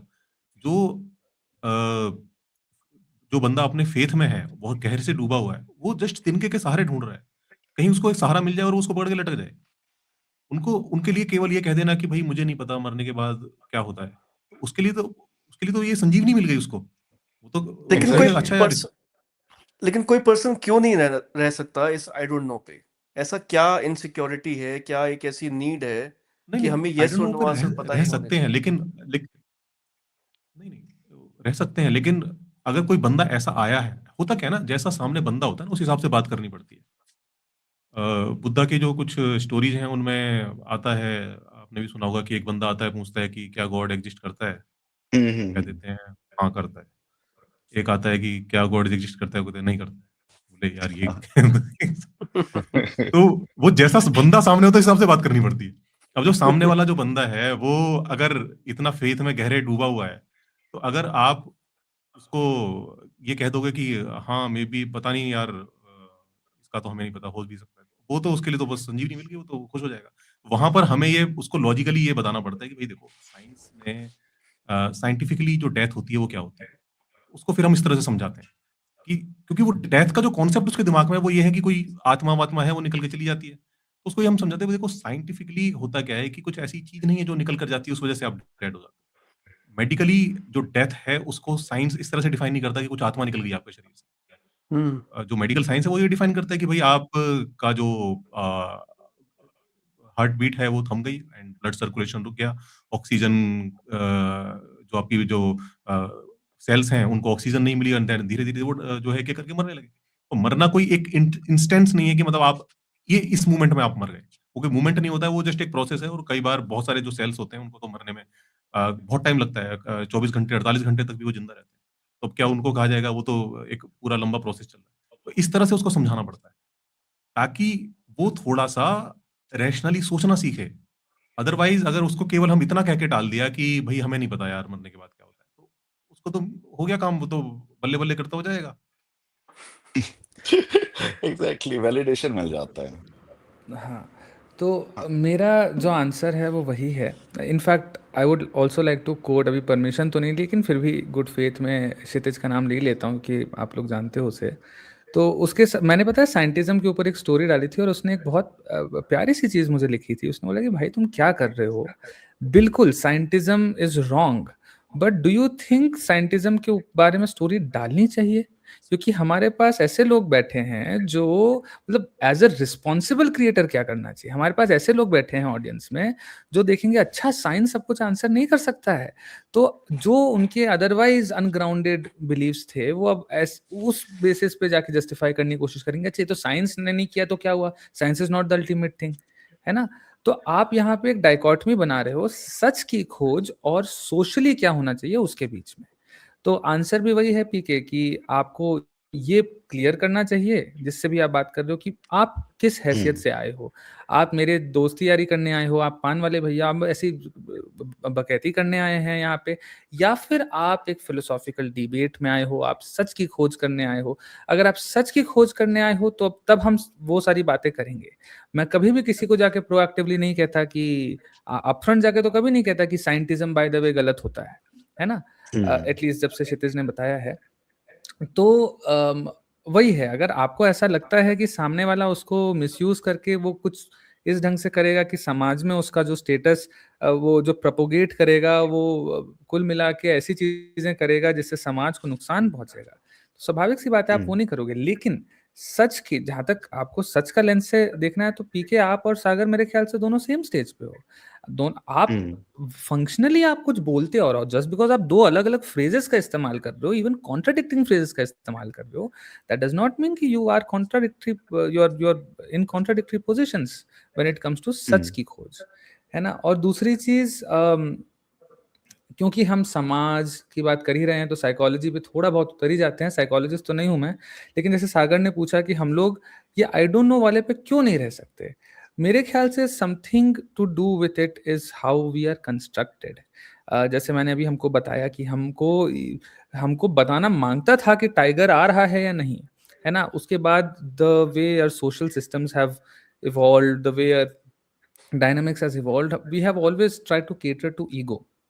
दो ढंग से एक इंसान वैलिडेटेड फील कर सकता है, या तो जिंदगी में कुछ उखाड़े, है ना, क्रैक करे, खेले इंडिया के लिए, ओलंपिक्स में गोल्ड लेके आए, आईआईटी क्रैक करे, इधर ये करे वो करे, या तो फिर वो अपनी एक छोटी सी दुनिया ऐसी बनाए जहां पे उसको ये सब करने का सो कॉल्ड सूडो अनुभूति हो। वो ऐसे 10 लोगों को खोजे और उनको बोले, पता है मैं जानता हूँ साइंटिज्म कैसे गलत होता है, और वो 10 लोग उसको बोले, हाँ हाँ भैया आप सही कह रहे हो, दीदी आप सही कह रहे हो। तो अब ये पूरा जो गेम है, ये इसी बात पे तुला हुआ है कि आप अपना ईगो कितना केटर कर पा रहे हो, और आप ये बिना दावा, बिना कोई क्लेम किए नहीं कर सकते। आप खुद ही सोचो, आपको बोलना पड़ेगा कि मोदी सही है या राहुल गांधी सही है। आपको ये बोलना पड़ेगा, तभी आपको सुना जाएगा, तभी आप वैलिडेटेड फील करोगे। अगर आप बोलो कि नहीं मुझे नहीं पता, तो लोग बोलेंगे, लोग आपको भाव नहीं देंगे, फिर आपका ईगो केटर नहीं होगा, फिर आपका ईगो नहीं केटर होगा। तो मतलब शेक्सपियर ने कहा है ना, ये एज ऑफ रोमांटिसिज्म में 20 से 30 साल, जो भी उन्होंने कहा है कि भाई इस जगह में आप you are catering to your ego at most, है ना। इनफैक्ट मेरे ख्याल से साइंटिज्म को यहाँ पे रिलेट करना है, तो ये भी एक वैसा ही प्रोसेस है। मैं बहुत ज्यादा अप्रोक्सीमेट करूंगा। हुआ क्या कि यूएस में कोल्ड वॉर के वक्त ऐसी पॉलिसीज निकाली गई जो साइंस के प्रोपोगेशन के फेवर में थी। तो उसी के रिजल्ट में हम आज देखते हैं 30 साल 40 साल बाद की आज उधर नील डिग्रास टाइसन हो, या बेसिकली साइंस कम्युनिकेशन के लिए बहुत ज़्यादा फंडिंग है उधर, बहुत अवेयरनेस है, साइंटिफिक अवेयरनेस बहुत ज़्यादा है, और इंडिया में वही चीज़ कम है। लेकिन इसका एक कौन है, कौन ये है कि आप जब साइंस को पॉपुलराइज करते हो, है ना, साइंस को प्रोपोगेट, आप बस वो जो साइंटिफिक पेपर्स में जो इक्वेशन लिखी हुई है वो तो आप मास को नहीं छाप सकते, है ना, वो तो आप नहीं कर सकते, पॉपुलर्स को वो नहीं दे सकते आप, तो आपको रोमांटिसाइज करना पड़ेगा। और the moment you romanticise, the moment आप उसको पोएट्री में, आप अगेन साइंटिज्म और रिलीजन के बीच में पैरेलल्स ड्रॉ करने की कोशिश करो। रिलीजन भी अपने आप में पोएटिक वे में कर रहा है, तो साइंस भी पोएटिक वे में कर रहा है। The moment you try to do that, आप इंसान को कंडीशन कर रहे हो उसी ढंग से जिस ढंग से रिलीजन कंडीशन करता है। आप उसको कंडीशन कर रहे हो कि साइंस इज माई ब्रैकेट, है ना। जैसे फॉर एग्जाम्पल मैंने एक रील देखी थी रिचर्ड डॉकिंस की, use very strong word, science के ऊपर आप ये बेस करते हो तो साइंस तो रॉकेट चांद तक पहुंचता है, ये करते हो तो वो होता है, साइंस वर्क्स बिचेस। और फिर मैं देख रहा हूँ कि बहुत सारी तालियां बज रही हैं पीछे से। As a philosopher of science I am like, well of course no one denied that science works in those particular examples, but science does not universally work. तो जब आप ये चीज बच्चों के दिमाग में डाल रहे हो कि साइंस वर्क्स बिचेस, तो वो बड़े होने के बाद उसी ढंग से कंडीशन है जिस ढंग से वो रिलीजन से कंडीशन थे, रैशनल न होने के लिए, है ना। वो सोचेंगे कि अच्छा साइंस ही है जो हमको बाकी के जितने सवाल हैं वो सारे मीनिंगलेस हैं, जो मीनिंगफुल सवाल हैं वो साइंस ही एड्रेस कर पा रहा है वगैरह करने के। तो वही सारी चीजें हैं। तो यहाँ पे क्या है ना कि इट इंसिडेंटली हैपन, एक ऐसा समय आएगा जब लोग, जैसे मैंने पहले कहा कि साइंटिज्म के इतने उसमें हो जाएंगे कि वहां पे रैशनैलिटी फिर चली जाएगी, आपके सोचने की क्षमता चली जाएगी एक्चुअली, है ना। आप वहां पे, मतलब फॉर एग्जांपल मैं आपको एग्जांपल देता हूँ कि आप जब सुबह उठ के ब्रश कर रहे हो, I don't think there is anything that you do in the day that is more religious than this, even if you visit a temple. आप क्यों ब्रश कर रहे हो सुबह उठ के? आप क्या पेपर कर रहे हो कि वो एड में आया था 9 out of 10 डेंटिस्ट सजेस्ट, देख रहे हो उनकी रिसर्च क्या है, उन्होंने क्या चीज साइट की है, किस ढंग से उन्होंने अपने एक्सपेरिमेंट्स किए? नहीं। आपको बचपन में मम्मी पापा ने कहा था कि बेटा सुबह उठ के ब्रश करना है, और अभी आप किए जा रहे हो लगे हाथ, आपको थोड़ा बेनिफिट भी मिल रहा है, तो आपका वो रीइंफोर्स होता जा रहा है। जिसकी गर्लफ्रेंड होगी ना वो छोड़ के भाग जाएगी, वो ब्रश नहीं करेगा तो हाँ, हाँ, उसको एग्ज़ैक्टली। सिर्फ ये पता है मुंह से बदबू आती है तो मेरे को ब्रश करना, इसके लिए और क्यों, मतलब कहाँ और मैं जाऊँ। हाँ, नहीं तो वही चीज़ है ना, जहाँ तक सच का सवाल है, you are not grounded in rational जब आप ब्रश कर रहे हो। इनफैक्ट आप आप अगर दिन में मेरे ख्याल से 24 घंटे में से मेरा बहुत स्ट्रांग दावा है कि कोई भी इंसान 10 मिनट से ज़्यादा नहीं सोचता है। आप किस चीज़ के बारे में सोचते हो? आपको प्यास लगी, जाके ग्लास उठा के पी लेते हो। आप सोचते हो ग्लास का सेंटर ऑफ मास कहाँ जा रहा है, मुझे कैसे इसको टिल्ट करना चाहिए? बिल्कुल कोई भी सोच नहीं। के थोड़ी ना करता है ये काम, है ना? तो ये जब आप एक्सप्लोरेशन की स्टेज पे जाते हो, जब आप फिजिसिस्ट से पूछोगे तो बोले हाँ, मुझे 8 घंटे की सैलरी मिलती है जिसमें मैं बता सकता हूँ तुमको कि ये ग्लास क्यों इस मेटल का बना है, इसके क्या पर्क्स हैं, इसका सेंटर ऑफ मास कैसे जाता है। तो ये वो सच की स्टेज पे ये सारे चोर्स होते हैं, है ना? लेकिन जनरली ज़िंदगी में जब आपको ये सब देखना है तो you ought to be religious and unbeknown to you, you are religious in most of the things. हाँ, आप हिंदू, मुसलमान पर्टिकुलर रिलीजन को सब्सक्राइब नहीं कर रहे होगे, but you are religious nonetheless. Religion क्या है कि आप किसी चीज़ को एज़ अ बेस समझ के you just reflecting on it without thinking about it. अच्छा, इस एक पे अंकित ओपिनियन है भाई आप मेरा, कैसे इसका वो काउंटर होता है? हाँ। एक ओपिनियन है मेरा इस पे वैसे, कि मुझे लगता है इंडिया की प्रॉब्लम ये नहीं है कि लोग रिलीजियस बहुत हैं। प्रॉब्लम ये है उनको सोचना नहीं आता। लेट्स से कि हम चारों अभी कुछ ऐसे क्वेश्चंस पे ये आंसर करेंगे कि आई डोंट नो, लेकिन हम वो आई डोंट नो आंसर देना नहीं चाहते ऑन मेन स्ट्रीम यूट्यूब, क्योंकि हमें लगता है लोग नाइव है इंडिया में, राइट? तो प्रॉब्लम ये नहीं है कि लोग रिलीजन की तरफ है, प्रॉब्लम ये है क्रिटिकल थिंकिंग नहीं है, रैशनल थिंकिंग नहीं है, लेट्स से। तो वो हमें टीच करनी है। तभी मैं, अगर कोई ऐसा पर्सन आएगा ना जो मुझसे पूछेगा कि मरने के बाद क्या होता है, यूनिवर्स का ओरिजिन क्या है, मैं लिटरली उसको बोलूंगा आई डोंट नो। उसका एक रीजन दूंगा कि based on current evidence that we have, अभी हम शायद इस क्वेश्चन को आंसर करने के, कंक्लूड करने के सक्षम ही नहीं है। अगर कोई मेरा ये आंसर समझ नहीं पा रहा है और वो अगर मिसडायरेक्ट हो जाता है to follow his religious figure, तो वो उसकी मिस्टेक है। उसके अंदर कोई ऐसी टेंडेंसी है, उस टेंडेंसी को हमें फिक्स करना है, इस आई डोंट नो आंसर को नहीं।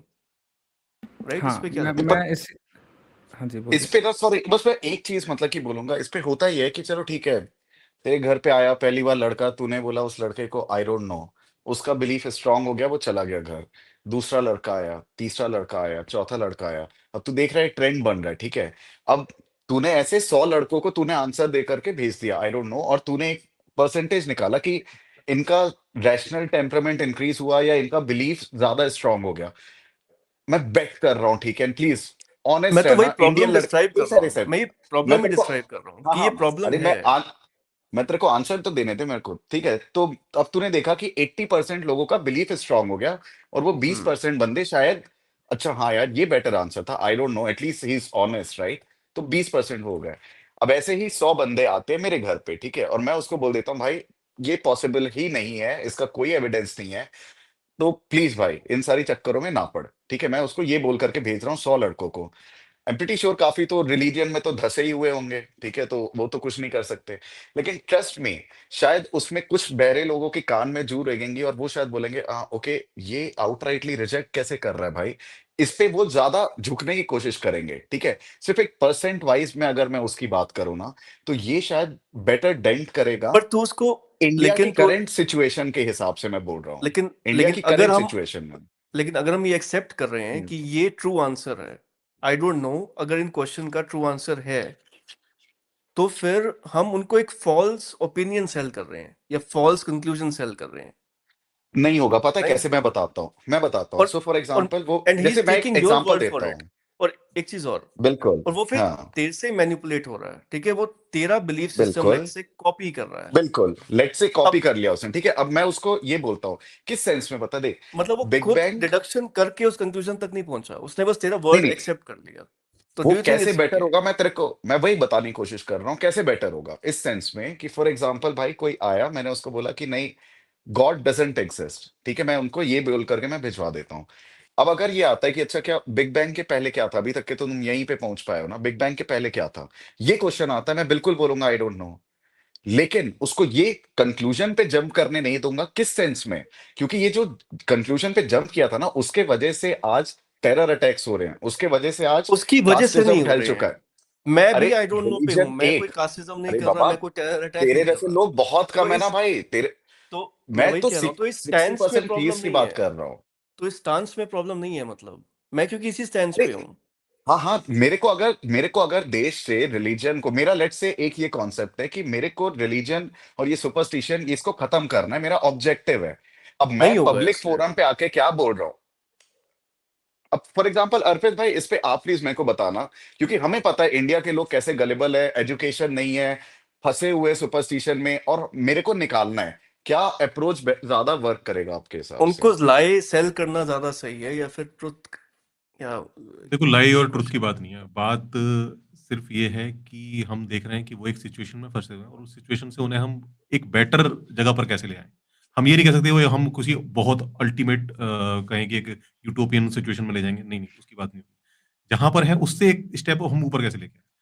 तो मेरी भी अप्रोच यही रहती है, और वो अप्रोच वर्क करती है, और वो उसका तरीका यही है कि हमें शॉक देना पड़ता है, उन्हें लेकिन पता कुछ क्या ऐसा होता करना है पड़ता है कि वो इसमें रीथिंक अर्पित, करें। लेकिन मुझे पता है इसमें क्या लगता है। जैसे बहुत एक फेमस फिगर है इंडिया में जो गीता सत्र चलाते हैं, पता है उनके चुंगल में लेट्स से कितने एथीस फंसे हुए हैं। पता है क्यों? क्योंकि उनके अंदर वो टेंडेंसी थी टू गेट मैनिपुलेटेड। मैं नहीं होगा उनसे इन्फ्लुएंस। तो मैं चाहता हूँ ये पर मैं टेंडेंसी सब में आए कि आप ट्रुथ को एक्सप्लोर कर सको। आप वो किसी से तभी किसी वर्ड, आएगी जब वो तभी आ सकती है जबकि जो आपके एग्जिस्टिंग आइडियाज हैं उनको चैलेंज करा जाए। और चैलेंज करने, जब कोई आप किसी के आइडियाज को चैलेंज करते हो, क्या करता है? वो रीथिंक करता है, वो सोचता है उनके ऊपर, तब जाकर वो उसका एक मतलब कह सकते हैं कि एक संभावना खुलती है। मैं ये नहीं कहता कि ऐसा करने से हो ही जाता है, एक संभावना खुलती है कि शायद उस सोच की रस्सी को पकड़कर वो बाहर आ जाए, वो खुद से सोचना सीख ले, वो खुद से अपने पैरों पे खड़ा होना सीख जाए। ये चीज है जो आचार्य जी के चुंगल में फंसे हुए हैं, उनके साथ दिक्कत है, वो उनको खुद से सोचना नहीं नाम ले आता। लिया आपने फिर आचार्य जी का। नहीं, पूरा नाम नहीं लिया। गीता सत्र तूने बोल ही दिया अच्छा, ना, बहुत बोल सारे देता, आचार्य जी नोएडा हैं। नोएडा सब बोल देता। लीगली तो नहीं फंसेंगे ना भाई। ये तो बोल करके और आइडिया दे लोगों को। साले। हाँ सॉरी, क्या बोल रहे थे आप? इसी नोट पे मैं हंसना बंद कर देता हूँ फॉर डिप्लोमेटिक रीजंस। अब तो हंसी आ और गई, ये कैप्चर हो गया था। और मुझे पता है पर्सनली क्या लगता है, मुझे पर्सनली ये लगता है एक एथीस्ट अगर है ना वो रैशनल थिंकर होना चाहिए। लेकिन जिस तरह के कमेंट हमारे चैनल पे आते हैं, मुझे लगता है कि ना लाइक ज़ॉम्बी एथीस्ट बन रहे हैं। मतलब उनको वो इस कंक्लूजन पे खुद की डिडक्टिव रीजनिंग से नहीं पहुंचे हैं। उन्होंने किसी एथीस्ट क्रिएटर को सुना, उनकी लेट्स से एक रेज थी अंदर से, एक रिबेल था कि हमें ना रिलीजियस कल्ट का पार्ट नहीं बनना है, तो हम इसके बिल्कुल ऑपोजिट चले जाएंगे। लेकिन वो भी अभी क्लोजर टू द ट्रुथ नहीं है। वो नहीं, रैशनल थिंकर्स मैं उनको नहीं बोल सकता हूँ। वो बस किसी के कोई भी वर्ड को बंदा एक्सेप्ट जिसको कर रहे हैं हार्टेडली। जिसको खुद से सोचना नहीं आया, वो रैशनल नहीं बना। अगर आपने हम्म। जस्ट उधारी का सच है आपका, जो वो कहते थे, ओशो कहते थे, आपने जस्ट सुना किसी को, आपको कन्विंसिंग लगा, आपने कहा हाँ भाई ठीक है, वो आपने अपनी आर्गुमेंट बना दी, तो आपको नहीं सोचना आया। तो जो इवन अगर मेरे पास कोई आएगा ना और मुझे लगेगा कि यार ये एथिस्ट तो है, बट ये या तो साइंटिज्म की तरफ जा रहा है, या फिर ये कहें कि just out of the rage atheist बन गया है, मैं कोशिश करूंगा उसको भी ब्रेक डाउन करने की। बस अल्टीमेट ये है कि हम्म। तुम्हें खुद से सोचना है, तुम खुद से पैरों पे खड़े होना सीखो, तुम किसी के ऊपर हम्म। डिपेंडेंट मत रहो। अगर मान लो कोई बंदा है और जिसको चलो चलो मान लो तुम बहुत ज्यादा रिगार्ड करते हो, और उसकी बातों को तुम उसकी मोस्टली बातें सही भी होती हैं, लेकिन फिर भी उसके ऊपर भी तुम्हें डाउट होना चाहिए। कोई हम्म। भी बात कहे तो उसको तुम सोचो, अपने दिमाग में चलाओ, और देखो कि यार ये बात जो कह रहा है ये कितनी ठीक है, ये सही हो भी सकती है कि नहीं हो सकती है। तो तो देवांश भाई मेरा आपका क्या ओपिनियन है इस पे? मैं शायद थोड़ा सा आपके साइड इंक्लाइन करता हूँ। हालांकि मुझे लगता है कि बैलेंस होना चाहिए सामने वाले को अपफ्रंट जाके चैलेंज करने में, और पैसिवली उनको बिना चैलेंज किए हुए कहीं से दिमाग में घुसाना कि भाई I don't know but do you know what you are claiming. ये इसका बैलेंस होना चाहिए। साइकोलॉजिकली मैं आपको बताऊं तो अगर आप सामने वाले को अपफ्रंट चैलेंज कर रहे हो तो वो वैसे ही कुल मिला के एंड अप होता है जैसे आप सागर कह रहे हो ना कि लोग इसलिए एथीस्ट हैं क्योंकि रिलीजन ने उनको सूट नहीं किया, तो फिर वो वैसी चीज हो जाती है कि उनको या तो अपीलिंग, मतलब वो शैलो थिंकर्स अभी भी हैं। जब वो रिचर्ड डॉकिंस का साइंस वर्क्स बिचेस सुन रहे हैं और वो एथीस्ट हो जा रहे हैं, तो that is not a right method to be an atheist, है ना। तो मुझे ऐसा लगता है कि किसी को अगर कोई सोशल मूवमेंट या पॉलिटिकल मूवमेंट, पॉलिटिकल फिलॉसफी या सोशल फिलॉसफी नहीं है, अगर वो उस टाइप की सच की खोज है जिस टाइप की चीज़ों के बारे में हम बात कर रहे हैं, तो वो रेज बेट देके या चैलेंज करके या सामने वाले को ऑफेंड करके नहीं किया जा सकता, क्योंकि उससे सामने वाले के दिमाग में एक रिबेलियन पैदा हो जाता है। कभी अक्सर क्या होता है कि वो और ज्यादा रीअफर्म करने लगता है कि अच्छा सागर ने तो ये अच्छा सागर नहीं, पीके ने तो ये कहा था कि आफ्टर लाइफ कुछ नहीं होता, अरे ये गलत कह रहा है, जो मैं कह रहा हूँ वही सही है ना। तो वो एक ऐसी चीज है जो और हो जाती है। तो अगर हमारा कलेक्टिव का ऑब्जेक्टिव ये है कि हम लोगों को सोचने पे मजबूर करें, तो हमको बैलेंस रखना चाहिए इन दोनों चीजों में, कि आप कुछ चीजों के बारे में उनको बोलो कि आप गलत हो, ये नहीं बोलो, भले ही आपको भी लगता हो कि आपको नहीं पता है, फिर भी आप एक पॉजिटिव क्लेम असर्ट करो। और कुछ चीजों, मोस्ट ऑफ द चीजों के बारे में आप पैसिव रहो। और जहां तक सच के अबाउट जो स्टैंसेस हैं, जिनको मेटाफिजिकल स्टैंसेस कहते हैं, वो कुछ वैसे ही चलते हैं। जैसे मैं आपको एक एनालॉजी देता हूँ। अगर आप मुझे 1 रुपए की एक्लेयर्स बेच रहे हो और आप बोल रहे हो कि जो मैं 50% ऑफ करके बेचता हूँ, तो मैं आपको क्या कहूंगा कि भाई मैं 50 पैसे तुमको कहाँ से दूंगा, वो अलग समस्या आ जाएगी। ऐसा करो, तुम 1000% ज्यादा करके बेचो, मैं 10 रुपए दे देता हूँ, तुम एक्लेयर्स बेचो। हमने इससे क्या सीखा? हमने इससे ये सीखा कि जब अमाउंट छोटा होता है तो परसेंटेजेस में बात नहीं की जाती है ना। तो सिमिलरली जब हमारे फिलॉसफी की बात आती है, तो मेटाफिजिकल पोजीशंस के अबाउट बात नहीं की जाती है। हमारे एपिस्टेमिक, हमारे नॉलेज, हम किस ढंग से उस पोजीशन तक पहुंचे हैं, उसके ऊपर बात की जाती है। फिलॉसफी के डिपार्टमेंट में अगर आप आओगे, एक एथीस्ट से मिलोगे, एक थीस्ट से मिलोगे, वो 99.9999% चीज कॉमन साथ में शेयर करते होंगे। और ये सवाल इतने दूरी के हैं, ये फिजिकल सवाल नहीं है जिनका एम्पिरिकल एविडेंस मिल जाता है। ये इतने दूरी के हैं कि बीच में इस रास्ते में उन्होंने इतने एक्सियम्स लिए होंगे, इतने अजम्पशंस लिए होंगे, और ये अजम्पशंस बहुत ज्यादा स्ट्रांगली ग्राउंडेड नहीं होंगे। तो कहीं फॉर एग्जांपल किसी एक इंसान ने एक ऐसा एक्सियम लिया है, तो दूसरे इंसान ने, क्योंकि वो वैसे भी स्ट्रांगली ग्राउंडेड नहीं था, तो उसका पोलर ऑपोजिट एक्सियम ले लिया होगा, जिसके वजह से इफेक्टिवली उन दोनों की पोजीशन, मेटाफिजिकल पोजीशन, सच के अबाउट की पोजीशन, की गॉड एग्जिस्ट करता है या नहीं, वो पोलर ऑपोजिट हो गई होगी। लेकिन इसका ये बिल्कुल भी मतलब नहीं है कि वो एज थिंकर्स बहुत ही ज्यादा वेरी करते हैं, है ना। तो हमको उनके किसी भी आप फिलोसोफर से मिलो, तो इट इज ऑलमोस्ट इररेलेवेंट कि वो गॉड में मानता है नहीं। आप उससे ये पूछो कि आपके पास वजह क्या है गॉड में मानने की, है ना। तो वो सारे सवाल रेलेवेंट हो जाते हैं उधर। ठीक है, तो और किसी का कोई एड ऑन क्वेश्चन? नहीं, 1.5 घंटे का हो गया, पता ही नहीं चला भाई इसमें तो टाइम। सीरियसली काफी सही था ये वाला ये ऐसी बातें इन पर पूरे दिन डिस्कस होगी। सीरियसली। लेकिन मजा आता है, मतलब मैं मजाक भी नहीं कर रहा हूँ। आज ना ऐसे सुबह इतनी इंपॉर्टेंट ऐसे मीटिंग थी सुबह सुबह, मैं और सागर मचे पड़े हुए हैं ना। ये तो उठेगा आराम से 11-12 बजे, मेरे को उठना था जल्दी। मैं बोला भाई लगातार दूसरे दिन 3 बजे सो रहा हूँ, मेरे को अब छोड़ने दे भाई, लिटरली।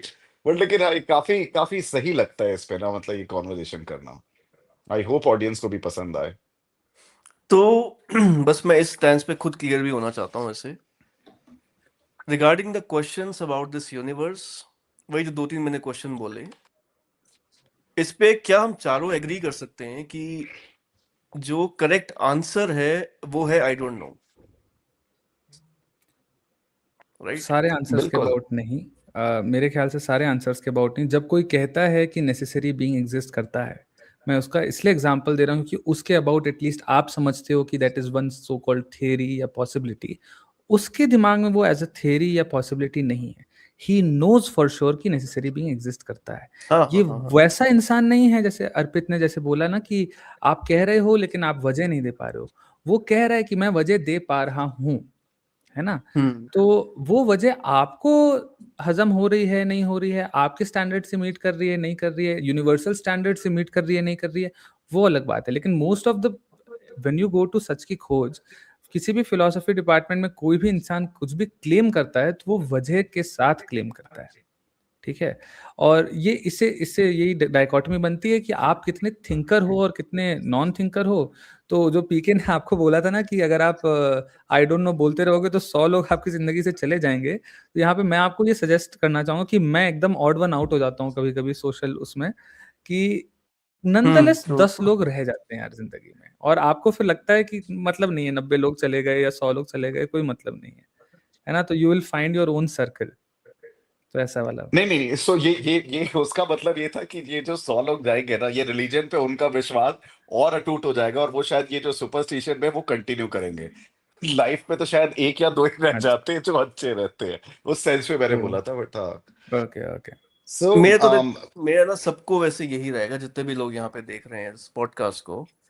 इंडिया की बहुत ग्रेव प्रॉब्लम मुझे एटलीस्ट ये लगती है कि ना हम यस और नो पे बहुत जल्दी पहुंच जाते हैं। तो थोड़ा सा रैशनल थिंकिंग रखो, थोड़ा सा क्रिटिकल थिंक करो to the questions that we don't have answers yet. जैसे हम साइंटिज्म को इसमें एक्सप्लोर कर रहे थे कि सिर्फ साइंस ही एक अल्टीमेट इंक्वायरी का टूल नहीं है, लेट्स से। तो should we be open to exploring more possibilities, philosophical inquiries about this life, about this universe? ये क्वेश्चंस हैं इस पे हम पॉडकास्ट और करते भी रहेंगे, डिबेट्स करते भी रहेंगे। बट इसका पर्पस पॉडकास्ट का यही था कि आप थोड़ा सा ओपन अप हो जाओ to think beyond, I think science, Divyansh भाई, कि साइंस के बियॉन्ड भी सोचना शुरू करो। हाँ, वो तो ख़ैर एक रहता ही है, लेकिन आई थिंक मेन चीज़ जो मैं ऑडियंस को कन्वे करना चाहूँगा, वो ये है कि भाई ये जो एक्ट है, जो आपने अभी बोला, ये एक फ़िलोसॉफ़िकल एक्ट है, और इस एक्ट को करने से पहले you have to be a soldier of philosophy. आप अगर कॉग्निटिवली, अगर साइकोलॉजिकली एक छुई-मुई इंसान हो, तो बेहतर ये है कि आप ये नहीं करो। अगर आप फॉर एग्जांपल, मैं और मेरा एक दोस्त है, पीयर है, हम लोग फेमिनिज्म के बैठ बैठ बैठ के डिबेट कर रहे हैं। मैं उससे अपफ्रंट पूछ रहा हूँ कि भाई, तुमको क्यों लगता है कि तुम्हारी माँ वैसे काम करती है जैसे उनका मेल काउंटर पार्ट करता है? बहुत अदरवाइज बहुत ऑफेंसिव चीज़ लगेगी। लेकिन इस फिलोसॉफिकल स्टेज से उतर के हम लोग साथ में बियर पी रहे हैं, हम लोग साथ में एंजॉय कर रहे हैं। अगर आप ये इंश्योर नहीं कर सकते हो कि आप ये ग्रजेस रखना, ये अंदर ये सब रखना कि अरे ये इस इंसान ने तो ये कह दिया मुझे, सच की खोज में इसने मुझे एक ऐसी चीज़ कह दी जो अदरवाइज़ ऑफेंसिव है, तो बेहतर है कि आप ये चीज़ मत करो।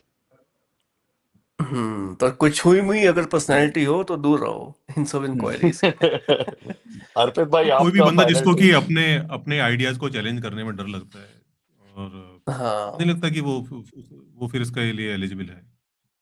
यहाँ तो मतलब वही कबीरदास जी का दुआ है ना कि कबीरा खड़ा बाजार में लिए लुकाटी हाथ, जो घर बारे आपने चलो हमारे साथ। इतनी हिम्मत होनी, इतनी ताकत होनी चाहिए कि यार कोई बात नहीं, घर को आग लगा देंगे।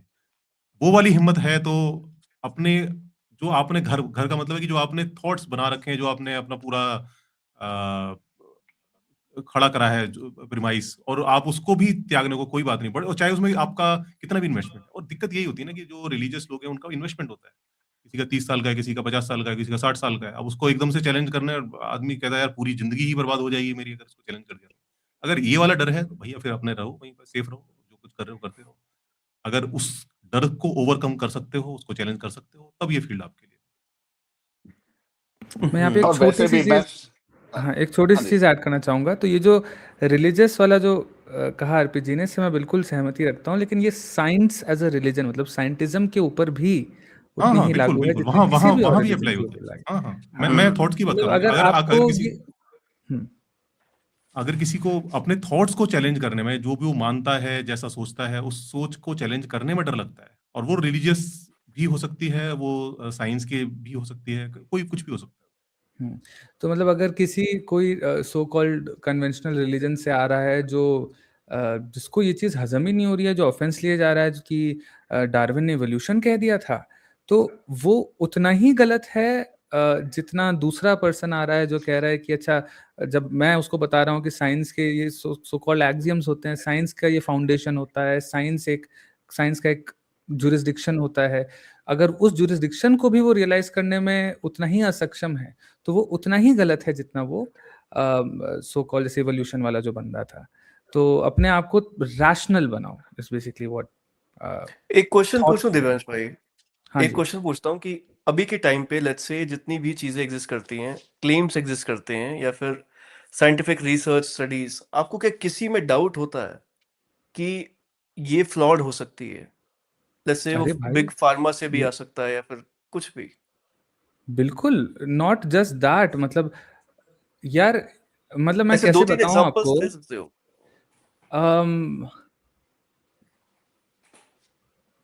एग्जाम्पल्स में तो मैं 10 दे सकता हूँ, लेकिन मैं आपको ये बता सकता हूँ कि हर फिलोसोफर ऑफ साइंस और हर साइंटिस्ट जो फिलोसॉफिकली इंक्लाइंड है, वो रोता है, आंसू बहाता है वो, जब उसको, मतलब lot of things are not grounded in science. जैसे भी मैंने आपको एग्जांपल दिया था डैरिल बिम वाला, कि उन्होंने एक साइकोलॉजी में एक स्टडी करवाई, और ये बहुत बहुत कन्वेंशनल एक्सपेरिमेंट करवाया, स्टेटिस्टिकल मेथड्स वही वाले यूज किए, और उससे जेन्युइनली ये सजेस्ट होता है, जेन्युइनली, कि आप फ्यूचर को देख सकते हो। अब आपको लगेगा कि भाई साइंस ऐसी चीज ऐसे कैसे कर पाई। तो अब आप सोचो डैरिल बिम के जमाने में जाके, अब तो साइकोलॉजी के जो नॉर्म्स हैं उनको एडिट कर दिए गए हैं, लेकिन उस टाइम पे आप जाके देखो तो कितने लोग रोए होंगे कि भाई हमने ऐसा क्या साइंस का ढांचा बनाया है जिससे ये चीज प्रूव हो गई, है ना।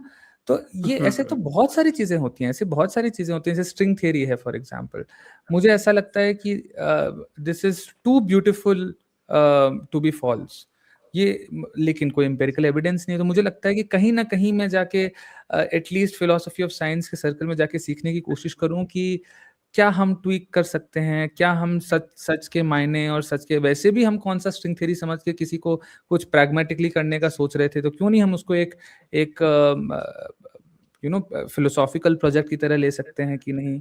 इस टाइप के एग्जांपल्स हैं। प्लस मेरा खुद का जो काम है, वो काम अगर मैं आपको, साइंटिफिक मेथड्स भी हायरार्कीज में आते हैं, तो साइंटिफिक मेथड जिसको आप साइंटिफिक मेथड समझते हो, कन्वेंशनल साइंटिफिक मेथड, उससे मेरा वाला मेथड थोड़ा सा डिफर करता है।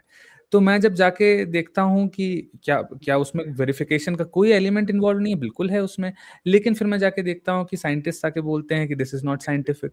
मैं वही देखता हूँ कि क्या इन सारी चीज़ों को किसी ढंग से कंपैटिबल किया जा सकता है कि नहीं, क्या मतलब किस ढंग से हम आगे बढ़ सकते हैं कि नहीं। तो ये सारी चीज़ें हैं बिल्कुल। मेरा पता है क्वेश्चन, लेकिन कहाँ इंक्लाइन हो रहा था, डू यू हाँ जी बिलीव इन बताइए। Any conspiracy theory? Do I believe in any ताकि नेक्स्ट कॉन्स्पिरेसी थ्योरी? पॉडकास्ट का कुछ मिल जाए आ हा हा। कुछ मसालेदार। कुछ मसालेदार। अम, फ्लैट अर्थ पे आप बिलीव करते हो? मैं एक्चुअली वहीं पे आने वाला था। स्वाभाविक सी बात है, no, the answer is a big no, लेकिन क्योंकि आपको मसाला चाहिए, तो just a thought, again I am raising just a thought, you can, as a physics or a mathematics student, change the geometry of things. आप Python में programming करोगे तो वो भी कर पाओगे आप। तो अब अगर आप अर्थ जो स्फेरिकल है उसको अगर आप फ्लैट बना देते हो, तो करस्पॉन्डिंगली लॉज को कंसिस्टेंट रहने के लिए सन की शेप भी बदल जाएगी, तारों की शेप भी बदल जाएगी। तो गिवन कि आपने सन की शेप, तारों की शेप और दुनिया भर के बाकी के जो चीजें मॉडल हो रही थी उनकी शेप बदल चुकी है। अब सवाल ये है कि आपको कैसे पता कि ये पहली चीज जिसमें अर्थ स्फेरिकल है, ऑब्लिट स्फीरॉइड है, और दूसरी इमेज जिसमें बाकी की सारी चीजें बदली हुई हैं, इन दोनों में से कौन सा सच है, ये आपको कैसे पता।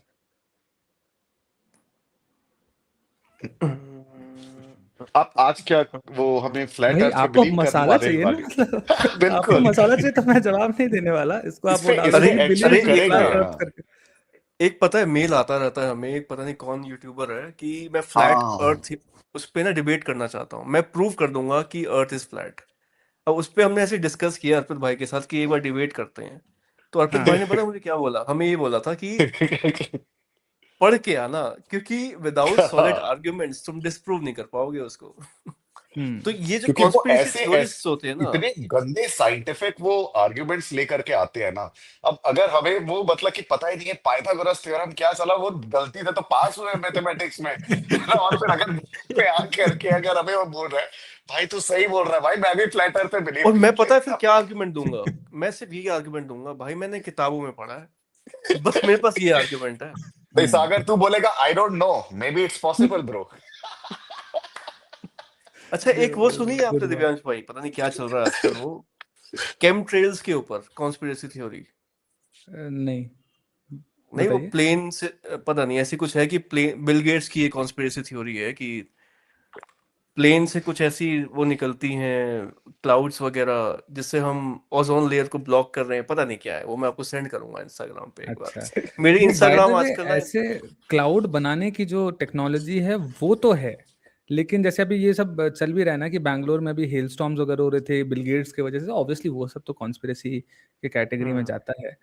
बट हाँ, नहीं मैं आपको ऐसे बोल रहा था कि आप थंबनेल में ऐसे डाल देना this philosopher believes in flat अर्थ करके, और फिर ये पूरा हाँ पार्ट हाँ डालना, इसे कट करके मत डाल देना थोड़ा सा मेरा भी बना मसाला रहेगा। ज्यादा नहीं लगाना है क्या?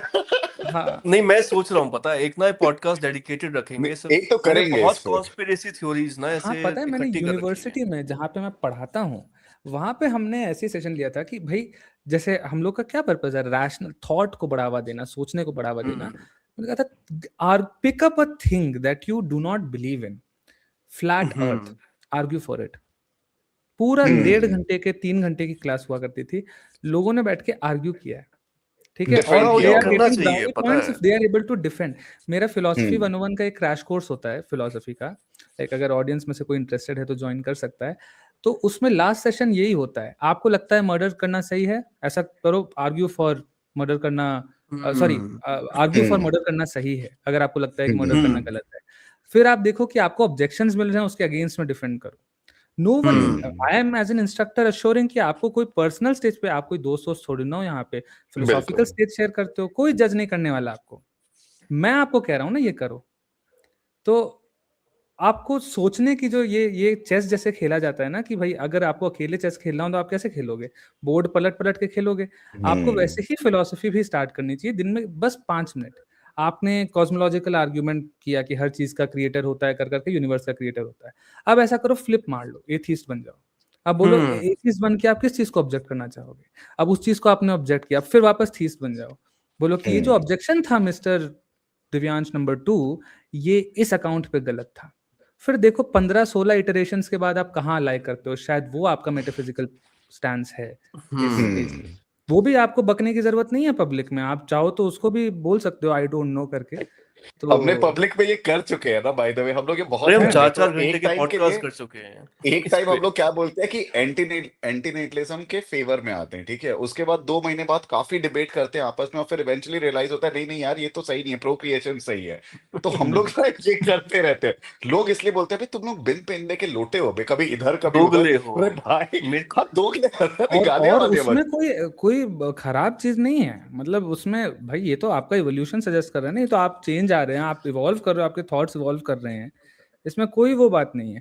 मैं वही बोल रहा हूँ ना, लोग असल में वहां से डरते हैं कि यार अब मेरा ईगो नहीं केटर हो पाया, मुझे बंदी को इम्प्रेस करना था बोल के, वो टीका वीका लगाते मुझे इम्प्रेस करना था कि मैं थीस्ट हूँ करके, अभी मैं अगले हम्म दिन कैंडिडेट एक्सचेंज पे टर्न्स आउट कि मैं एथीस्ट हम्म निकल गया।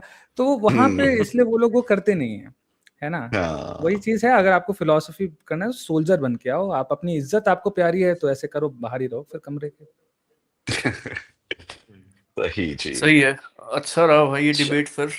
तो इसको यहीं एंड करते हैं guys. Please leave your comments, बताइए ये डिबेट या फिर डिस्कशन आपको कैसा लगा, और नए नए टॉपिक्स हमें सजेस्ट कीजिए, एंड कोई क्वेश्चंस हो तो वो पूछिए। एंड इसको यहीं एंड करते हैं। लाइक कीजिए, कमेंट कीजिए, सब्सक्राइब। एक मिनट हाँ जी। जो मैं हर पॉडकास्ट के साथ करता हूँ, लास्ट टाइम मिस हो गया था। ये क्या था? क्या ये इंटेंशनल था या फिर क्या था कौन सा ये? इंटेंशनल था भाई? दोबारा से एक सेकेंड। हाँ, अरे यार मेरा स्टंट फेल हो गया, मैं क्या करने वाला था कि जो मैं हर पॉडकास्ट के साथ करता हूँ जो मेरा फेल हो गया, क्या कभी आपके मुंह पे किसी ने फोन काटा है? ये सार्केज्म मैं एक्सपेक्ट नहीं कर रहा था फिलोसफी गाइस, बट अच्छा लगा। तो ठीक है गाइस, इसको यहीं एंड करते हैं। एंड ऐसे ही ह्यूमर रखिए, ऐसे ही विटी रहिए जैसे फिलोसफी गाय ने अभी ये हरकत करी। एंड मिलते हैं आपसे नेक्स्ट पॉडकास्ट में। चलो डन है। See you. धन्यवाद अर्पित भाई, मिलते हैं जल्दी। एक सेकेंड ना। हाँ